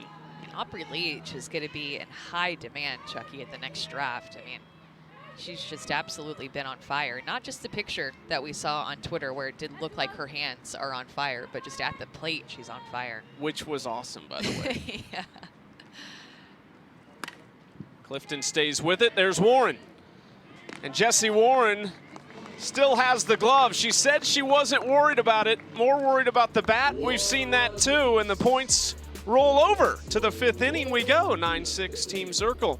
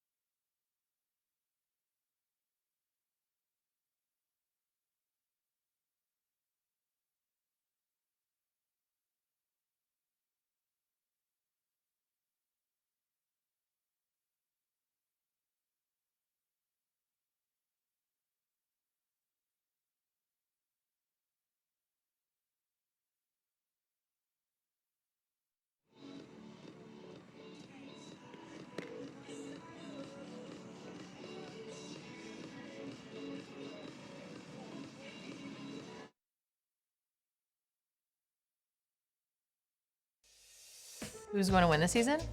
Oh gosh. I couldn't tell you.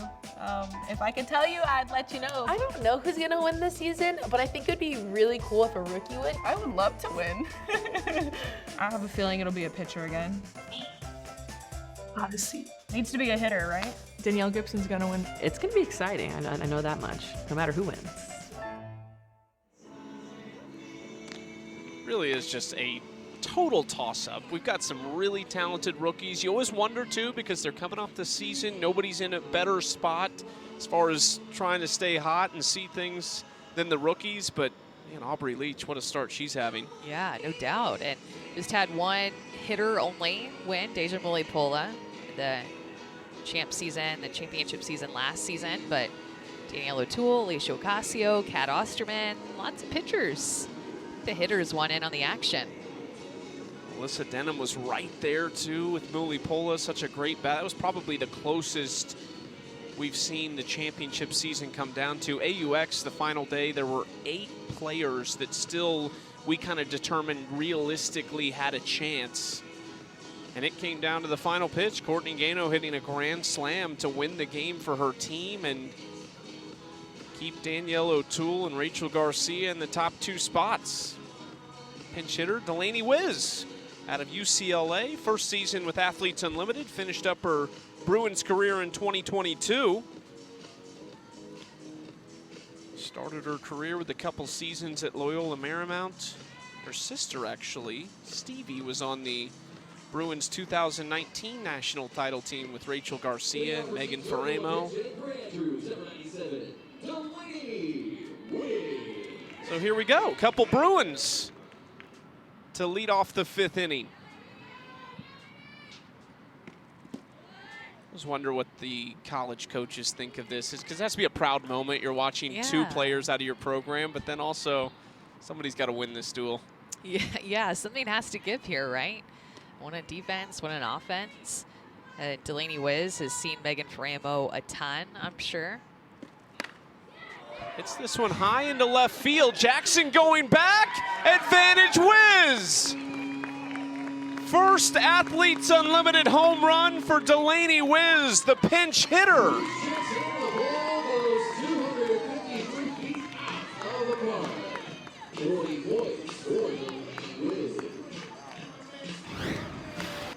Again, Delaney Wiz has probably seen Megan Faremo so many times They're wearing the same uniform at practice, and she just knows what she's looking for. Going down and getting that screwball, a pitch that Faremo has had a lot of success on in this game, and she is on time with that 68 miles an hour screwball and belts it out of here. 1-0 count. It's the first strike that she sees. Delaney Wiz sends her former teammate back to the dugout. Goes 254 feet. And now Alicia Ocasio will take to the circle. A couple changes. Kelsey Stewart-Hunter going to right field for Nicole Mendez. Get a look at Alicia Ocasio, though, a former champion back in 2021 out of the University of Florida. Now join the Unlimited Club as a UC Gold member to receive a softball gold box. The box includes an exclusive jersey, Cat Osterman bobblehead, and more. Limited quantities available, so go for gold today at auprosports.com/membership. A home run ball for the youngster out there in the player's suite. So sweet. Got his Athletes Unlimited shirt on. And Alicia Ocasio saw her yesterday or a couple days ago, and I think overall you liked what you saw from her, didn't you? Yeah, I thought that she had some really good moments. Ended up still giving up 4 earned runs in her outing, but 5 strikeouts, and when she settled in, she was mixing speeds really well in that game. It's the third pitcher that Team Mulipola is having to go through in this game. And again, they have that doubleheader, not making it easy for their pitching staff tonight. The only one we haven't seen, and we didn't see her the other night, was Peyton St. George. This was a few of Alicia Ocasio's strikeouts from the other night. You'll notice a lot of the off-speed pitches that she's throwing, continuing to use her long fingers to mix speeds, mixed locations. That off-speed pitch, all of her off-speed pitches were keeping these hitters off balance, most of them coming on something off-speed. We talked about it the other night. Alicia Ocasio dealing with a torn labrum. She dealt with an injury last season as well, and so she changed her pitching motion.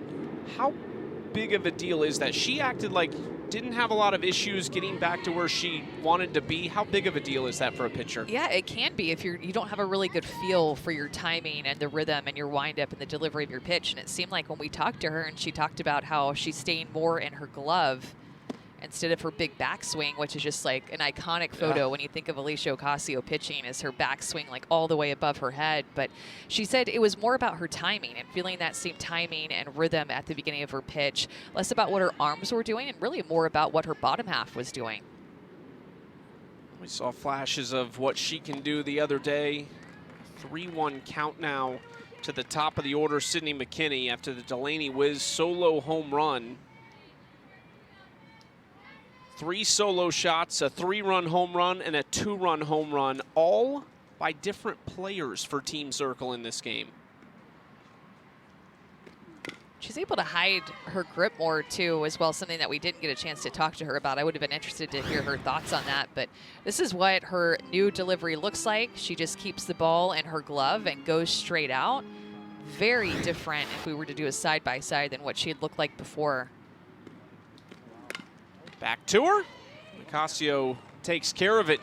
We've seen her at second base, right field. She can play anywhere on the field, so that one easy for Alicia Ocasio for the first out. Yeah, you mentioned her being a former champ. Gets to wear that patch on her left arm with that's gold, and it says the year that she was champion back in 2021. Big deal for these players. Something new in the league this season. And unique. Only 2 of them in the league that are still playing that are former champions. Danielle O'Toole also has a special patch that she is wearing as a facilitator now, but being the AUX inaugural champion last summer.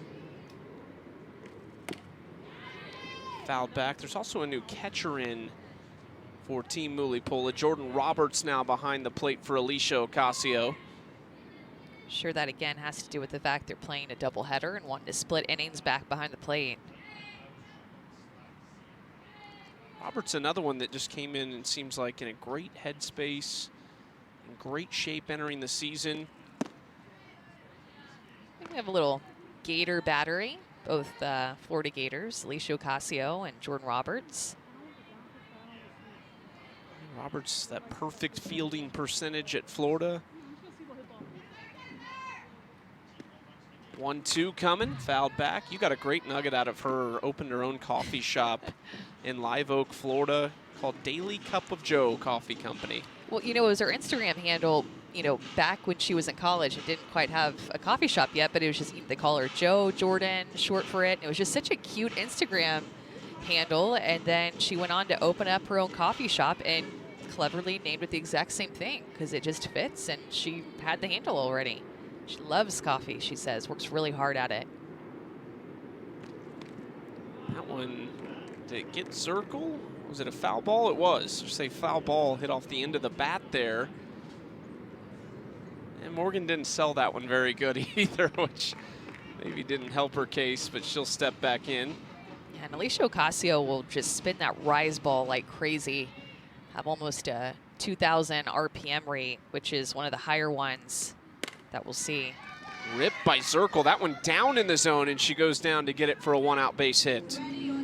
Yeah, which you kind of think about the pitch sequence, right? That pitch hit off of the end, off the knob of her bat, the pitch before, and so up and in, and then she goes down and away off speed with her off-speed drop, and Morgan Zirkle is just able to just stay on it, stay in her legs, recognize it early enough, a little bit out in front of it, but still able to hit it hard.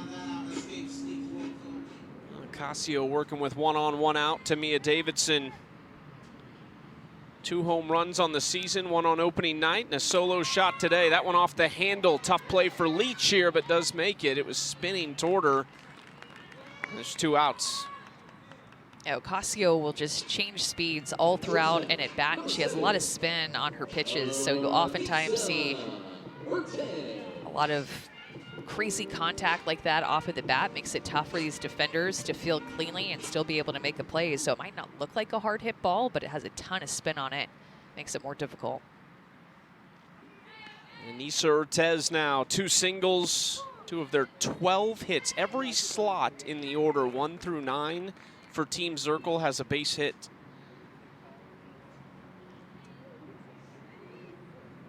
Talk about lineup depth. Morgan Zirkle wearing the captain's C right there, and she's feeling pretty good about what she put together this week. Yeah, it has to be. I mean, I feel like this team has just scored in so many different innings, too. It's one of the things that stands out to me. They scored in 5 innings in the first game. They've scored in 4 innings here so far.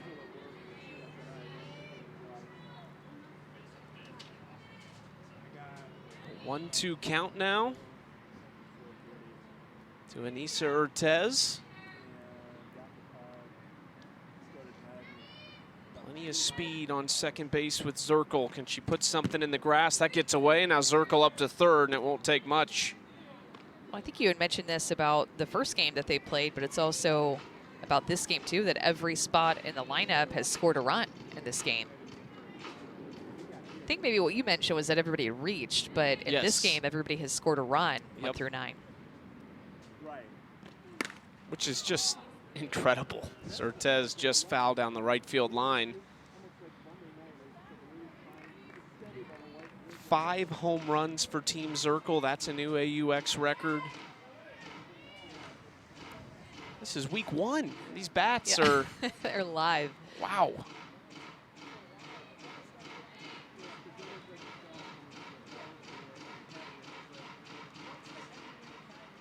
Morgan Zirkle trying to put herself back in the captain's chair. Ortez fouls that one out of play. You want to score that run at third base, too, and score 2 runs in this inning, make it even harder on Team Mulipola to try to win this inning, because 20 points are on the line. Tied to the 4th inning. Nobody won those points. Come into the 5th. Every run matters. A little too far outside there. Ortez thought about it. 59 miles per hour from Alicia Ocasio. Just so fun to watch the bug and the radar gun when she pitches, because no 2 pitches are the same. She varies the speed all over the map when she pitches. 3-2. Lofted into center field. Hayward going back and under it. And that's the third out. They strand the run. One comes across, though. They need one to get those points to roll over. 10-6, Team Zirkle.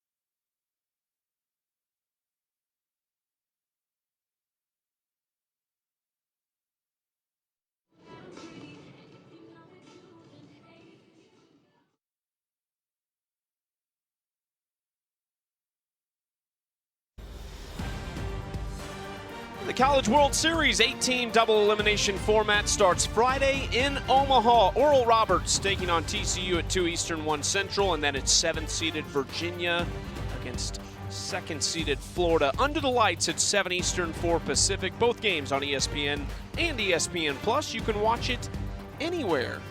A wild finish between Texas and Stanford the other night, and the ball getting lost in the lights that eliminated Texas. And looking forward to Omaha now. Carrie Eberly has watched her Cowgirls make their 4th straight appearance at the Women's College World Series. Enters, and another one, different look, but she was really good the other day. Yeah, she was really good. I love the way that she was mixing her drop ball as well as her rise and curve. Everybody knows about that drop ball, that heavy drop that just falls off the table at the plate, but her ability to move the ball up and away with her curveball was a big deal. Down and in to start off Tori Vidalis.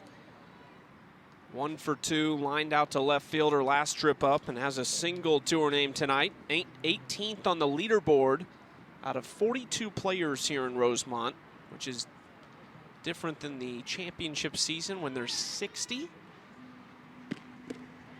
Watches that one low too.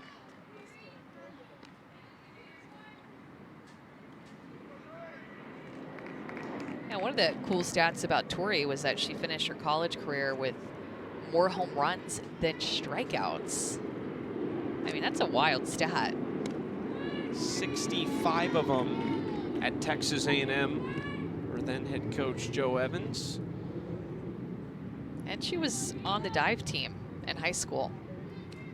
Need to get her in the pool later this summer, maybe when it's you know, not 50 the day before like it was yesterday. Maybe needs to warm up a little bit more and see some of her skills. Multi-talented, SEC Network analyst, diver, first baseman, power hitter. She can do it all. She's truly so talented. Like, you can tell her to do anything, she's gonna learn it and be great at it. Two-time first-team All-SEC at Texas A&M. Member of the Player Executive Committee for Athletes Unlimited Softball. There's 5 players on that committee for every sport. Up and into Kelsey Stewart Hunter. So great to see her back on the field as well, taking last season off. Gave birth to her son Trace, who will turn 10 months old next week. Here's the PEC. Sam Fisher, the chairperson. Sis Bates, Andrea Filler, Amanda Lorenz, and Tori Vidalis. Passionate group of players that love the game, love growing the game, love communicating about it, and just continuing to find ways to make it better. It's all about the players in this league. Jonathan Soros and John Patrikoff, the co-founders, have really handed the keys to the players to lead the way in so many different facets of this incredible company. 4 sports right now: lacrosse, volleyball, basketball, and softball. But softball the first to expand into an additional season like AUX. Couple doubles for Kelsey Stewart-Hunter.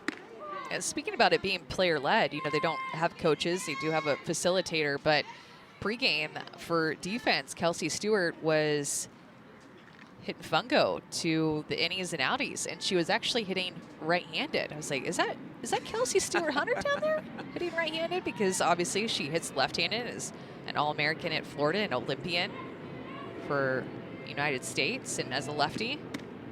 But I guess she feels more comfortable hitting fungo right-handed. So a little fun fact about Kelsey.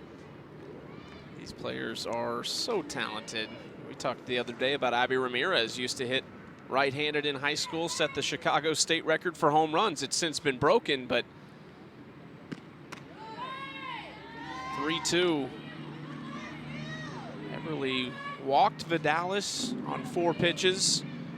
Got behind to Kelsey Stewart-Hunter.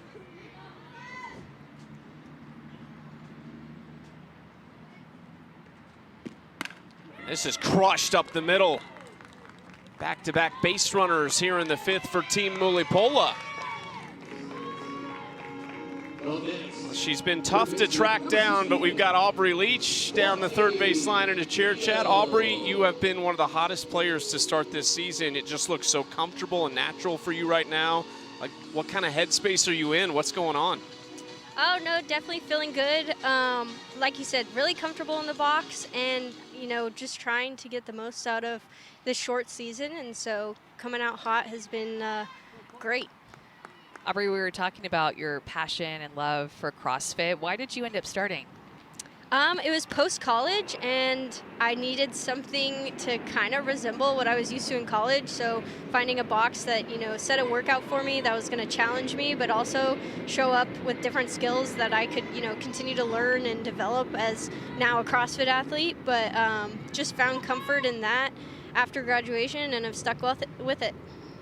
Give us a day in the life of Aubrey Leach during the college softball season. Yeah. Law school, CrossFit, still coaching. What's a day look like for you? Finding a way to fit in school, usually early to mid-afternoon through 5 p.m., 6 p.m. practice, and getting my own hitting in or fielding whatever I had on my schedule that day, and then also CrossFitting, getting my workout in for the day, and then turning around, and whether it's something I got to go back to the field for, because being a GA, I do have some off-field duties like laundry and things like that I got to get done, and just get us prepped for the weekend. Ooh, good ball. And then, you know, studying on my own, getting ready for school the next day, and doing it all over again. Look at the wheels of Tori Vidalis right there, Aubrey. You had a front Showing row them off. seat for that. Wow. Very fast. Tori, her double yesterday. She was looking good. I mean, we talked about earlier how Tori is a player that can just do it all. Like, you could give her a task, a new talent, a new hobby, and she's just going to dominate it. Look, I mean, we're showing this replay, and that was a deep fly ball. It took Morgan Zirkle back, but Tori was just confident in her speed there. Oh, yeah, and totally confident in Tori, too. Like, she reads balls so well. She's such a smart base runner that, yeah, I'm totally behind her on all the reads she makes. Take us into that before we let you go, Aubrey. We see the conversations you guys have as players all the time. How big of a piece of that is AU not having? I mean, you have the facilitator, but really taking that into your own hands as players. That's a part of this I really enjoy. I think just being, like you said, during the college season on like the coaching side and not being the player, I've learned a lot. And so being able to take that out here and find ways to do it while playing is a really fun challenge that I enjoy. Oh, we enjoy watching it. Thanks for sitting down with us. Thanks, you guys. Thanks, Aubrey. Go Orange. Aubrey Leach, she's on fire right now. This is hit hard by Jordan Roberts. It's going to go foul, but I'm not sure where it's going to land. Way over the wall. And think about it, too. You love the aggressiveness of Tori Vidalis on that fly ball, knowing that Team Zirkle scored a run in the top of the 5th, and that if she can just get herself 60 feet to scoring, that she can tie up this inning, push those runs to the, or excuse me, push those points to the next inning. But now you have 2 runners in scoring position and a chance to win this inning. Just a sac fly away from possibly getting Vidalis across, and Jordan Roberts, her first at bat of the season, looked good at BP the other day, looked comfortable in the box. She'd love to start her season with a bang. 1-2 from Eberly. Down in the turf, 2-2. Let's go down to Savannah Collins with more on those base runners. Thanks, Chucky. You know what Amanda just mentioned about that aggression in the base path was a conversation that Danielle O'Toole and Deja Mulipola had. Thule wanted to know, how aggressive are we willing to be in these games? To be honest, it was one of the things that made her most nervous about being a third base coach, and it's paid off for them tonight and last night, so it's been a part of their strategy. That's such a great point, and that's what Aubrey Leach kind of alluded to, what she loves about it, that you're trying to strategize with each other, with the facilitator. Love the mental aspect that AU offers these players. Looks like we might have a pinch hitter come in here. Bases loaded, less than 2 outs. Jasmine Jackson, more of a slapper speed type player. You want to be able to break in some power points here. Danielle O'Toole talking to Naomi Erdahl. O'Toole's one you'd love to have as your facilitator. All of them really have such a great grasp on the game.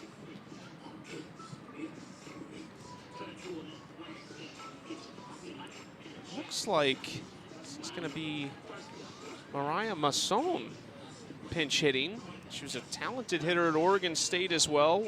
Won 70 games in the Zirkle for her career and hit .327 with 21 home runs. It gets her first crack at it off Carrie Eberly. It seems like a while ago, but she was a starting pitcher for Team Mulipola, and I'm sure she would love to get back some of the runs that she gave up in her outing with one swing at the bat here. Her line ended up, did not record an out, gave up 3 hits, 5 runs, 4 of them earned, and walked a runner. And this is, like you said, her chance to get some of that back.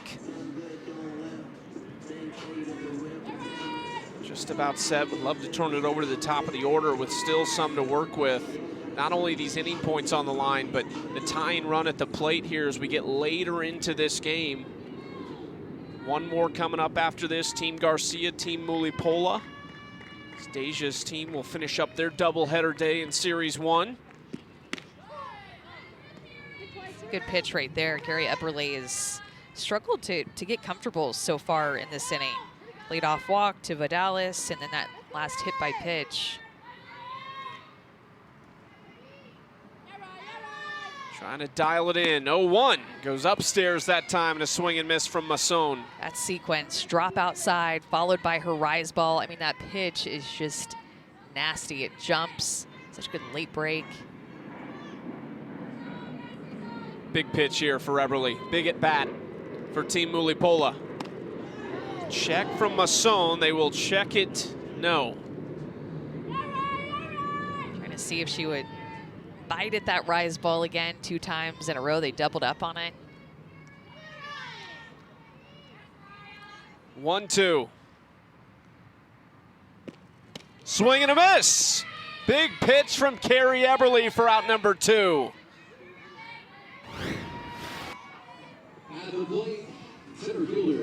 I went to like her off-speed pitch, like an off-speed curveball. What a pitch by Carrie Eberly.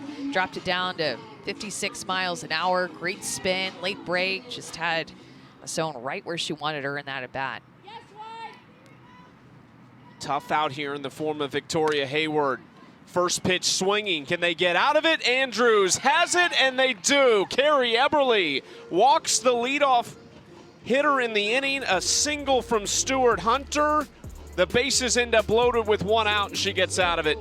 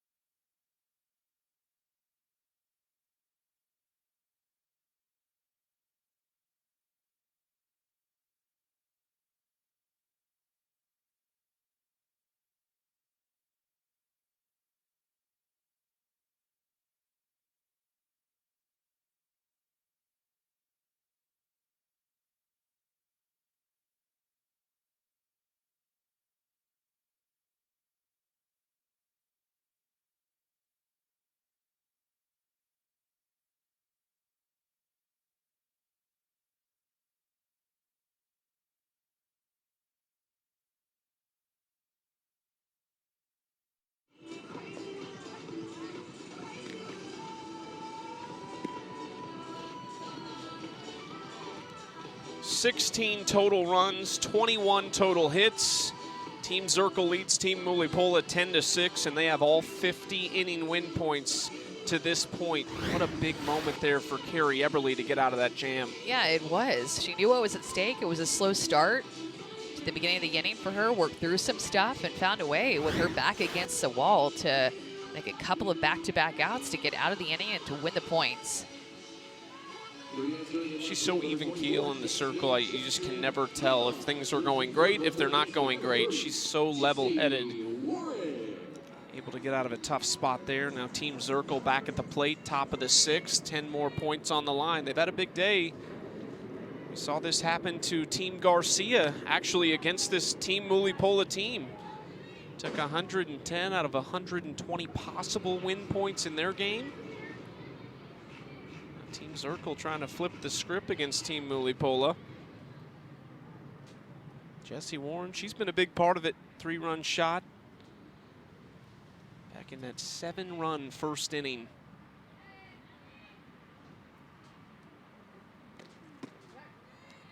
Outside for ball 1 from Ocasio, who's gave up 1 hit that last inning of work.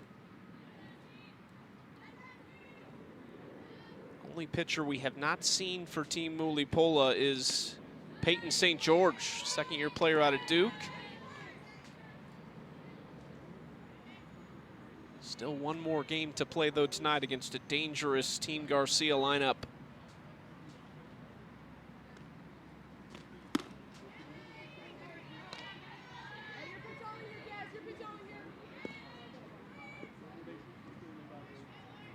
It's exactly what Jessie Warren talked about. She talked to Savannah Collins earlier. It's controlling her breathing, staying calm in the box. Inside and draws a leadoff walk. Let's go down to Savannah Collins. Thanks, Chucky. Carrie, you're coming into this game as a relief. So many different roles that you take on at Athletes Unlimited. Tell me a little bit about your mentality in this game, being what your team needs in the circle. Yeah, I mean, I think with this lead, you're supposed to go in there and throw strikes, and which I really didn't that first inning. But it's kind of, you get in the jam, you get yourself out, and Zirkle had confidence in me to stay in there and stick with it. So it was just kind of getting my timing from bullpen to mound, and then I was all right. You talked about a little bit of a mentality shift that you wanted to have this season of being on the more offensive side as a pitcher. Tell me, have you been trying to implement that? I know it's early, only 2 games into this season. I think it's just confidence, and sometimes like you have it and sometimes you don't, but you gotta act like you do at least, because you gotta go attack these people. Just the same as you're throwing a live hitters for the first time in a while, they're hitting live for the first time in a while. So it's kind of even. So just making sure you remember that and attacking people. Thanks, Carrie. Yes, thank you. Thanks, Savannah. Carrie Eberly, the 3rd selection by Team Zirkle, 7th overall pick. And she talked about Morgan Zirkle trusting her, and that's probably part of it. You take her that high in the draft, and you expect results, and that's what she gave them. And just the confidence for her to be able to work out of that. She said, I was struggling to throw strikes. I mean, you could see it with the leadoff walk and then the hit by pitch, got herself into a jam, but then was able to bear down and get out of that inning. Not that you had a lot of those moments in your career, but when you had that time when it was just hard to get some control, but you know, like, I have to find my way out of it. How were you able to do that? Yeah, oftentimes I just like to quick timeout for my catcher, or just a timeout in general, just to take a breath and have a little reset. You notice that she didn't have that. She was able to reset on her own and still work through it. Nadia Taylor right back up the middle off Ocasio. 1st and 2nd with 1 out. 2nd hit tonight for Nadia after the 2-run home run in the 1st. She looks much more at ease tonight at the plate. Carrie Eberly said they're seeing live pitching, a lot of them for the first time in a while. Everyone's trying to get that feel, but seems like it's coming around pretty quick for some of them. And Ocasio had several strikeouts on her off-speed pitches in the first game that she pitched in on Monday. And Team Zirkle has done a good job of taking that pitch away from her. Maybe start to see her go to more of her harder stuff if she can locate that pitch for a strike. Still 20 inning points over the next 2 innings available for Team Mulipola. So yes, they're down 4 and they've got a ways to go, but trying to get something out of this game at the very least before they get into that second of their doubleheader. Leaderboard's been moving around. Aubrey Leach has tried to stay at the top, but those inning win points have helped Andrea Filler climb to the top spot on the leaderboard. Team Zirkle gets their doubleheader tomorrow, and if you're a blue name on the leaderboard and you're in the top 10 to 15 and you haven't played your doubleheader, you're feeling really good. Yeah. And I'm sure Team Garcia is liking the fact that they had a day off yesterday after their doubleheader on Monday. Supposed to play. Today was supposed to be the day off, but things got shifted around with that rain. Filler off the end of the bat, caught by Clifton, flipped to second, double play. Kaylee Clifton and Aubrey Leach combining to end the inning. Just right place at the right time. Both middle infielders moving toward the middle of the field for this ball, and Leach covering up second base. Clifton with the catch and the toss to quickly turn a double play to get out of the inning.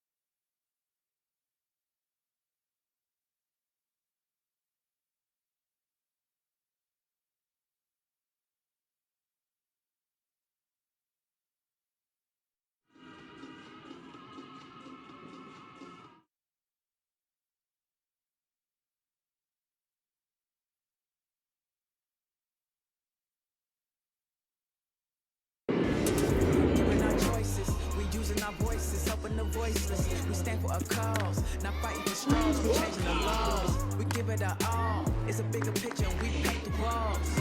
We are look at the game, we changing it all. Unified on the front line for the one time, cause it's one grind, no divide. When we ride, use one voice and we shine.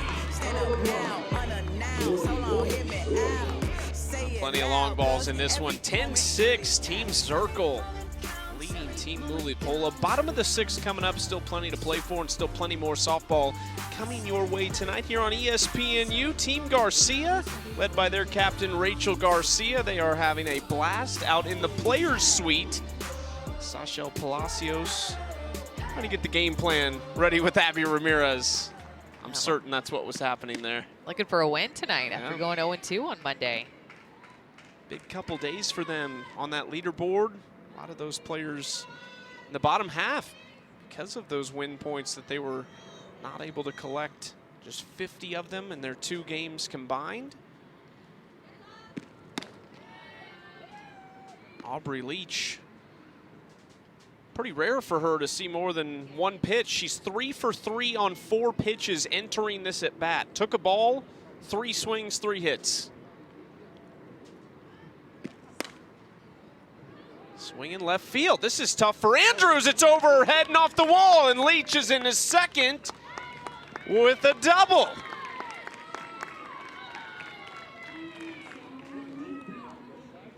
Well, leadoff double here in the 6th. Don't forget, we feature the Yankees and Red Sox the 2nd straight week. Sunday Night Baseball. Finishing up a 3-game series in Boston right here on ESPN, ESPN Deportes, and ESPN Radio. Coverage begins at 6 Eastern, 3 Pacific with Baseball Tonight, Sunday Night Countdown. Aubrey Leach, 4 for 4. Couple doubles, 2 singles. That one gets away, and Leach is into third. She just looks so confident at the plate, doesn't she? Just so calm. And the game come to her. I mean, it looks like she's just having a blast playing the game. Have to think she'll be in line for one of those MVP nods. The players vote after the games. Aubrey Leach, 4 for 4. Good defensively as well. Leach was not in the top 3 picks for Deja Mulipola. She went Alicia Ocasio at number 2, Megan Faremo at number 5, and Victoria Hayward at number 8. But you said it. How high will Aubrey Leach climb in the draft coming up in just a couple days? I mean, 60 points just with her individual stats in this game because of 2 singles and 2 doubles. And just quickly doing it. I mean, she scored 60 points on 7 pitches that she's seen in this game. So different than how we saw Megan Wiggins excel on Monday night with the amount of pitches that she saw in her at-bats to pick up MVP points. 3-1, Mulipola, right center field. That's going to get down. Leach trots home. Mulipola gave it an aggressive turn at first, but an RBI single. Yeah, you could see them all cheering at the dugout because that one swing, this one RBI is going to win them the 10-inning points. Hit off the end of her bat just a little bit, didn't get all of it, but just trying to hit the ball to the outfield to score the runner from third base. It's a big deal that Aubrey Leach started this inning. Mulipola drove her in. An RBI for the team captain. Their first taste of the team points. With Kaylee Clifton at the dish, nobody out. Can they claw their way back even further? Down just 3 runs now as Eberly misses outside, ball 1.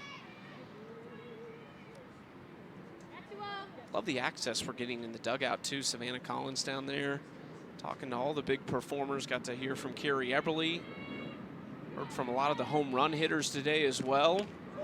Inside corner, great spot from Eberly.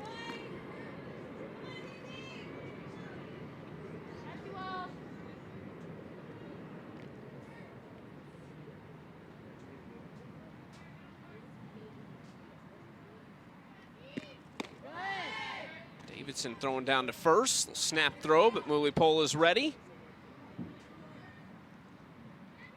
Little North Carolina battery going on. Mia Davidson from Hillsborough, North Carolina. Carrie Eberly from Charlotte.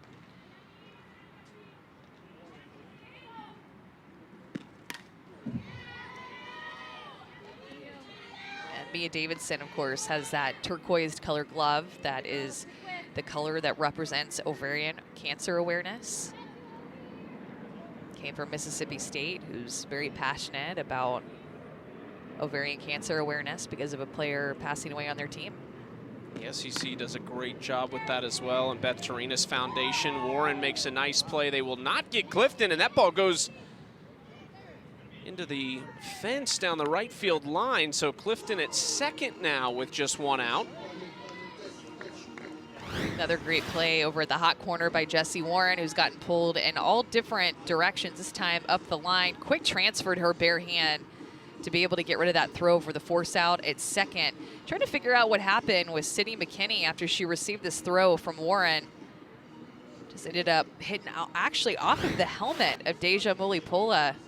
Or was that, yeah, yes, of Mulipola, who was sliding in and out at that point. That could be a runner interference call because at that point, Mulipola is a retired runner. See what happens.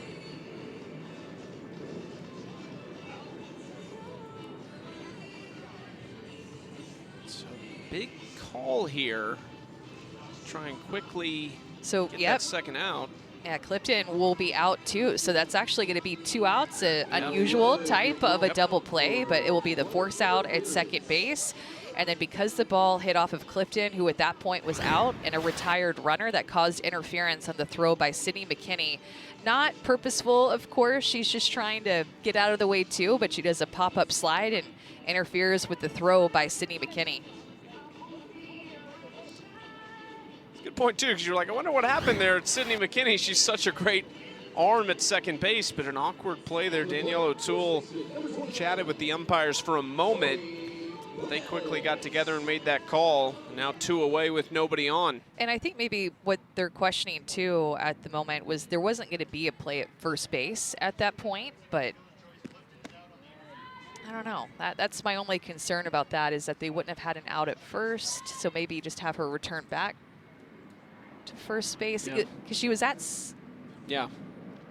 Now I'm confusing myself, I think. Well, I'm always confused, so. I'm not going to overthink it. We talked about the interference. That's what it is. Big swing and a miss from Vitalis. Glad we're on the same page. I mean, we're both confused, but it's good. 2 down. And Eberly gave up the leadoff double and then the RBI single, trying to limit the damage here. Vitalis fouls it out of play for strike 2.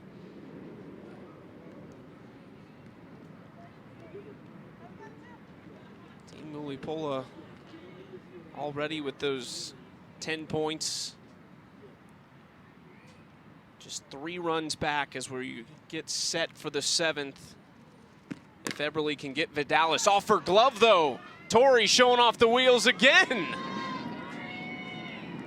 Yeah, that'll go down as a hit, and 10 points for Tori Vitalis, because that should be a single, a hard hit ball up the middle, right back at Eberly. It's not an easy play for a pitcher. Ends up hitting off of her glove, and Tori Vitalis, who's showing off her wheels in this game. Jessie Warren does everything that she can. Love to watch her play the game on both sides of the ball. Jessie Warren, such a good player. Johnny on the spot almost. Gets away from Eberly and tells she's frustrated with herself on that one. Vitalis moves into scoring position with 2 outs. Just certain players that have such a feel for the game, and Jessie Warren at third base, it's just like she was meant to be there. Yeah, it really is. I mean, she plays the game so gracefully at third base. So fun to watch her play defense. Mia Davidson doing everything she can in this game back behind the plate to keep the ball in front of her. And you can tell that Eberly is missing some of her spots too, because Mia Davidson will set up on one side and then the ball will end up going to the other, not making it easy at all on Mia Davidson.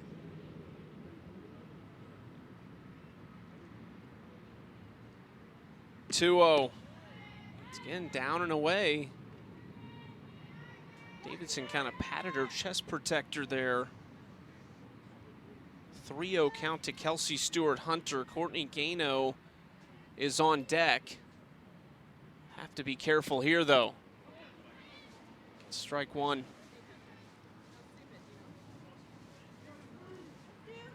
Even 3-0, we've seen this over the first couple nights. You see it every summer, but you just can't be too, you can't groove one because they're always looking. Always looking to eat.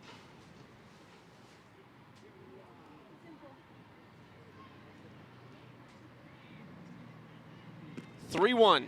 Too far outside. Ball 4. 8 points for Kelsey Stewart-Hunter. She has reached 4 times, 2 doubles, a single, and now a walk for her today. Perfect at the plate. And don't forget, Team Garcia and Team Mulipola coming up after this one right here on ESPNU. Stick around for that as we cap off day 2 of Series 1. Sachel Palacios and Abby Ramirez getting ready for Team Garcia. Courtney Gano watches strike 1. She was 3 for 4 the other night, but 0 for 3 tonight. 13th on the leaderboard as it stands. Picked up MVP 3 for Team Mulipola in their win over Team Garcia 5-4. Such a good start for her in her last season, and she'll retire after the AUX season. So to see her ball out in that first game was a lot of fun, play free. Son Gregory will be here cheering on Mom. And then it's back to UW. Vitalis at second, Stewart-Hunter at first. And this is going to get out of play. Just barely. Leah Andrews was really interested in it.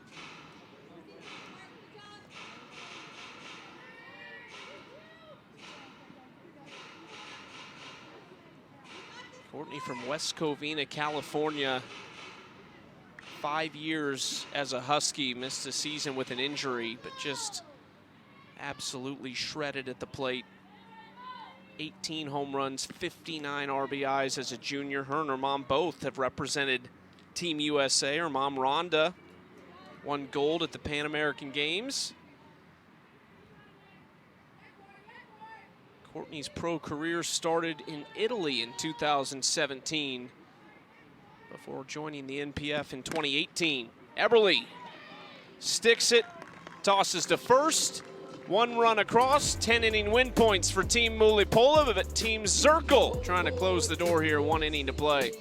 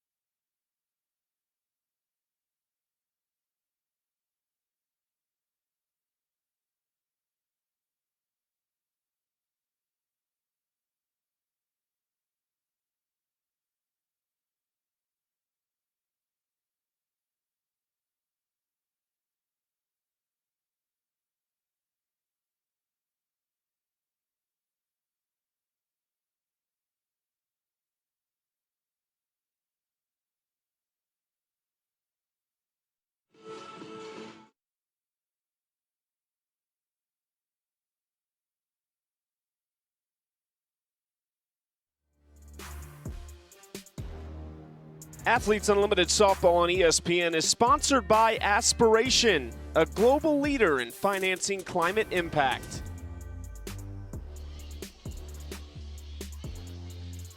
Media day for AUX Softball. They do such a great job. The athletes loving every second of it, but you get to see the personalities here in Rosemont. Don't forget Omaha, though. The College World Series starts on Friday. Oral Roberts, TCU, 2 Eastern. And later that night, 7th seed of Virginia and 2 seed Florida at 7 Eastern, 4 Pacific. Both games on ESPN and ESPN Plus, so you can watch anywhere. You were at the Women's College World Series this year. For people who have not been to Oklahoma City, what is that atmosphere like? It is the best atmosphere for softball on the planet, maybe. I mean, you can't beat it. 12, 13,000 people all surrounding one field watching our game. It just is absolutely electric, and all the young fans and adults love it just the same. The iconic moments over the years on that field, and we've got plenty of players here who have had those moments. Odyssey Alexander certainly comes to mind, that diving play at the plate. Leah Andrews trying to lead things off for Team Zirkle.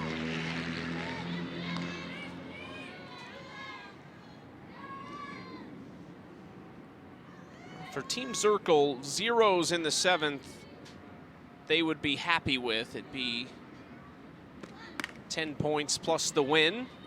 Fly ball out to left field. Well, let's go into the game with Aubrey Leach. You gotta loosen up. Job, Meg. Way to go get him. Yeah, CC, good talk. Woo. Why are your fingers red? Cheetos. No. Are you mic'd up? Yeah. Oh, no, never mind. Watch it. Hey, everybody. I'm here with Aubrey Leach. Aubrey, what are you doing today? You know, just playing ball. I really thought, yeah. You done with law school? Did you finish that? One more year. Yeah. When are you gonna do that? I start in the fall. Finish my last. Yeah.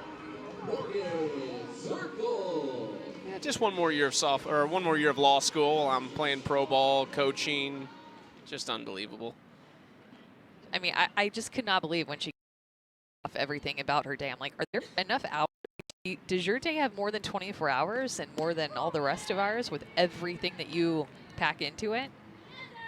Just like it's built different. I mean, you get that grind as an athlete. You know what that's like, but I mean, these players are just built differently. Yeah, it just seems even extra for her for some reason. Zirkle line shot. Lightning quick inning for Alicia Ocasio. Just 6 pitches to go 1, 2, 3 and give her team a chance.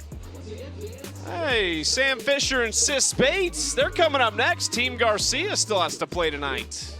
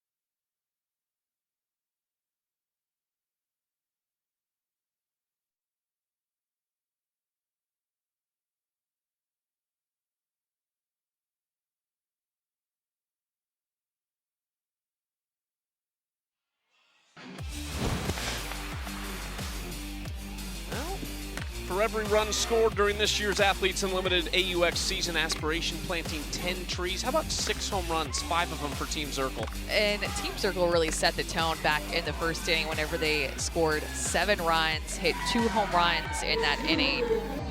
And then, you know, the offense has quieted down just a little bit. I think that the way that we started out this game with 7 runs at the top of the first and 5 runs at the bottom of the first seemed a little bit unsustainable. So cooled off a bit, except for that slash hit right there. Jordan Roberts right on cue. It's an AUX record, 6 home runs in a game, and you can stay tuned the rest of the way. Very fast 2 weeks to see how many trees that will be planted thanks to Aspiration's support. Jessie Warren doing her part. See if she has an impact on this game defensively to try and close it out.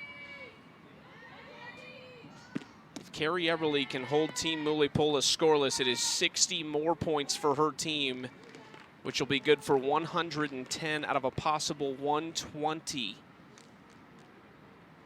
It would be exactly what Team Mulipola did to Team Garcia last night, or excuse me, 2 nights ago. 2-0 count here for Jasmine Jackson. Looking for her first base hit of the season.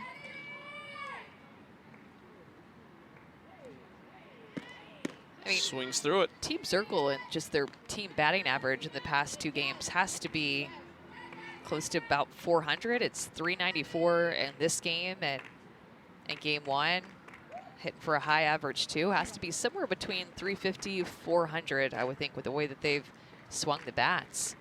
12 hits in game 1 and then 13 hits in this game. Back-to-back games where, almost back-to-back games where everyone in the lineup has reached base. They did it in the first one. Danielle O'Toole having a conversation with Naomi Erdahl here.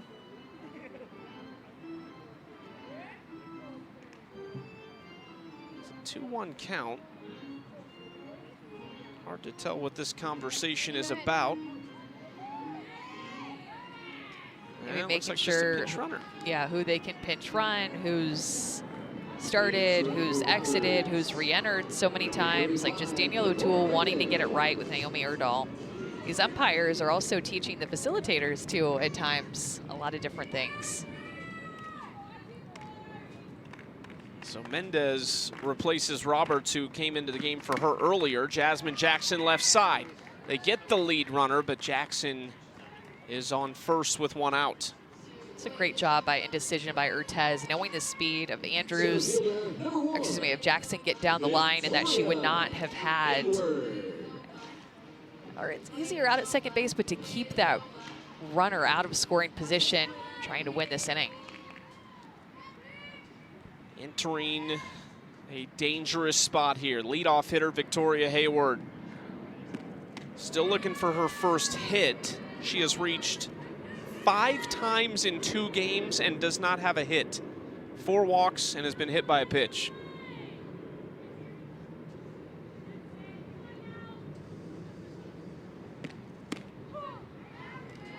And that is good for 40 points. Stat points wise, those hit by pitches and walks. You notice that like 15-second pause to do 5 times 8 for me? Yeah.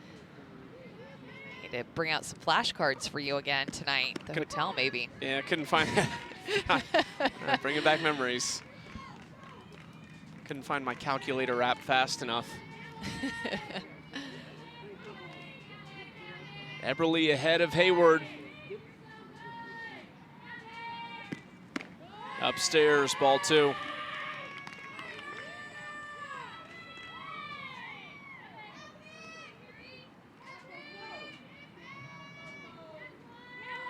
Two and a third for Carey so far. 5 hits, a couple walks, just 1 earned though. Worked out of a bases loaded jam and gets Hayward swinging for out number 2. That pitch was so good. I mean, you've seen Carey Eberly just lose her command at times in the almost 3 innings that she's pitched in relief. But when it's really mattered most, she stepped up to make pitches like this off-speed curveball with a little down movement to strike out Hayward. Last chance. I'm not sure there's a hotter bat in the league to start the season than Aubrey Leach. She sits atop the leaderboard, 290 points. This final inning could have a big impact on that, though. Catches the outside corner, 2-1. Excuse me, 1-1. Mulipola would represent the tying run on deck. That one's too low on that outside edge.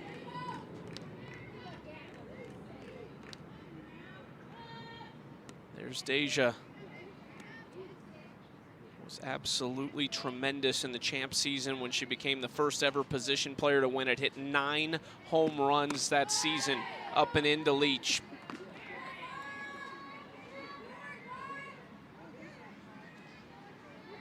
Thought about it, right? So I maybe could have got that. Oh, she's hit early in the count all night, so looking to not go too deep. Outside. And Leach didn't know it, but that's ball 4. She's like, well, I haven't really been down a 3-ball count before hitting the first pitch or second pitch of the at-bat. She was 3 for 3 on 4 pitches. These last couple have extended a little bit too far for her comfort zone. I mean, just on base all 5 times in this game. Aubrey Leach, wow. She tried to stay in there. She wanted to swing away.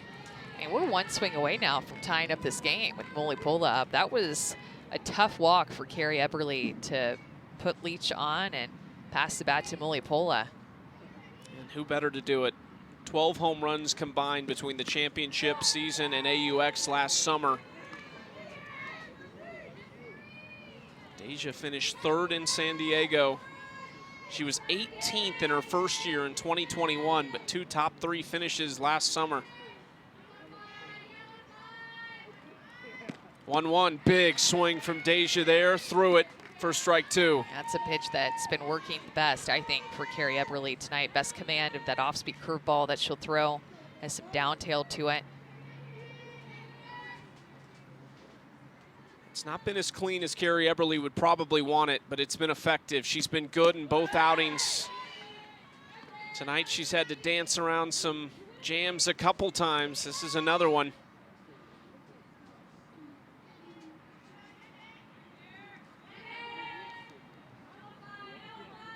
Two-two to the team captain. High in the air, left side, Ortez. Catches it, that'll do it. And Carrie Eberly strands 2 runners again, and Team Zirkle takes the inning win and the 50 for the game. They take down Team Mulipola 10-7. And shortly we'll be back, Team Garcia, Team Mulipola, to cap the doubleheader. For Savannah Collins, Amanda Scarborough, and our entire fantastic crew, I'm Chucky Kemp. We will see you soon here in Rosemont.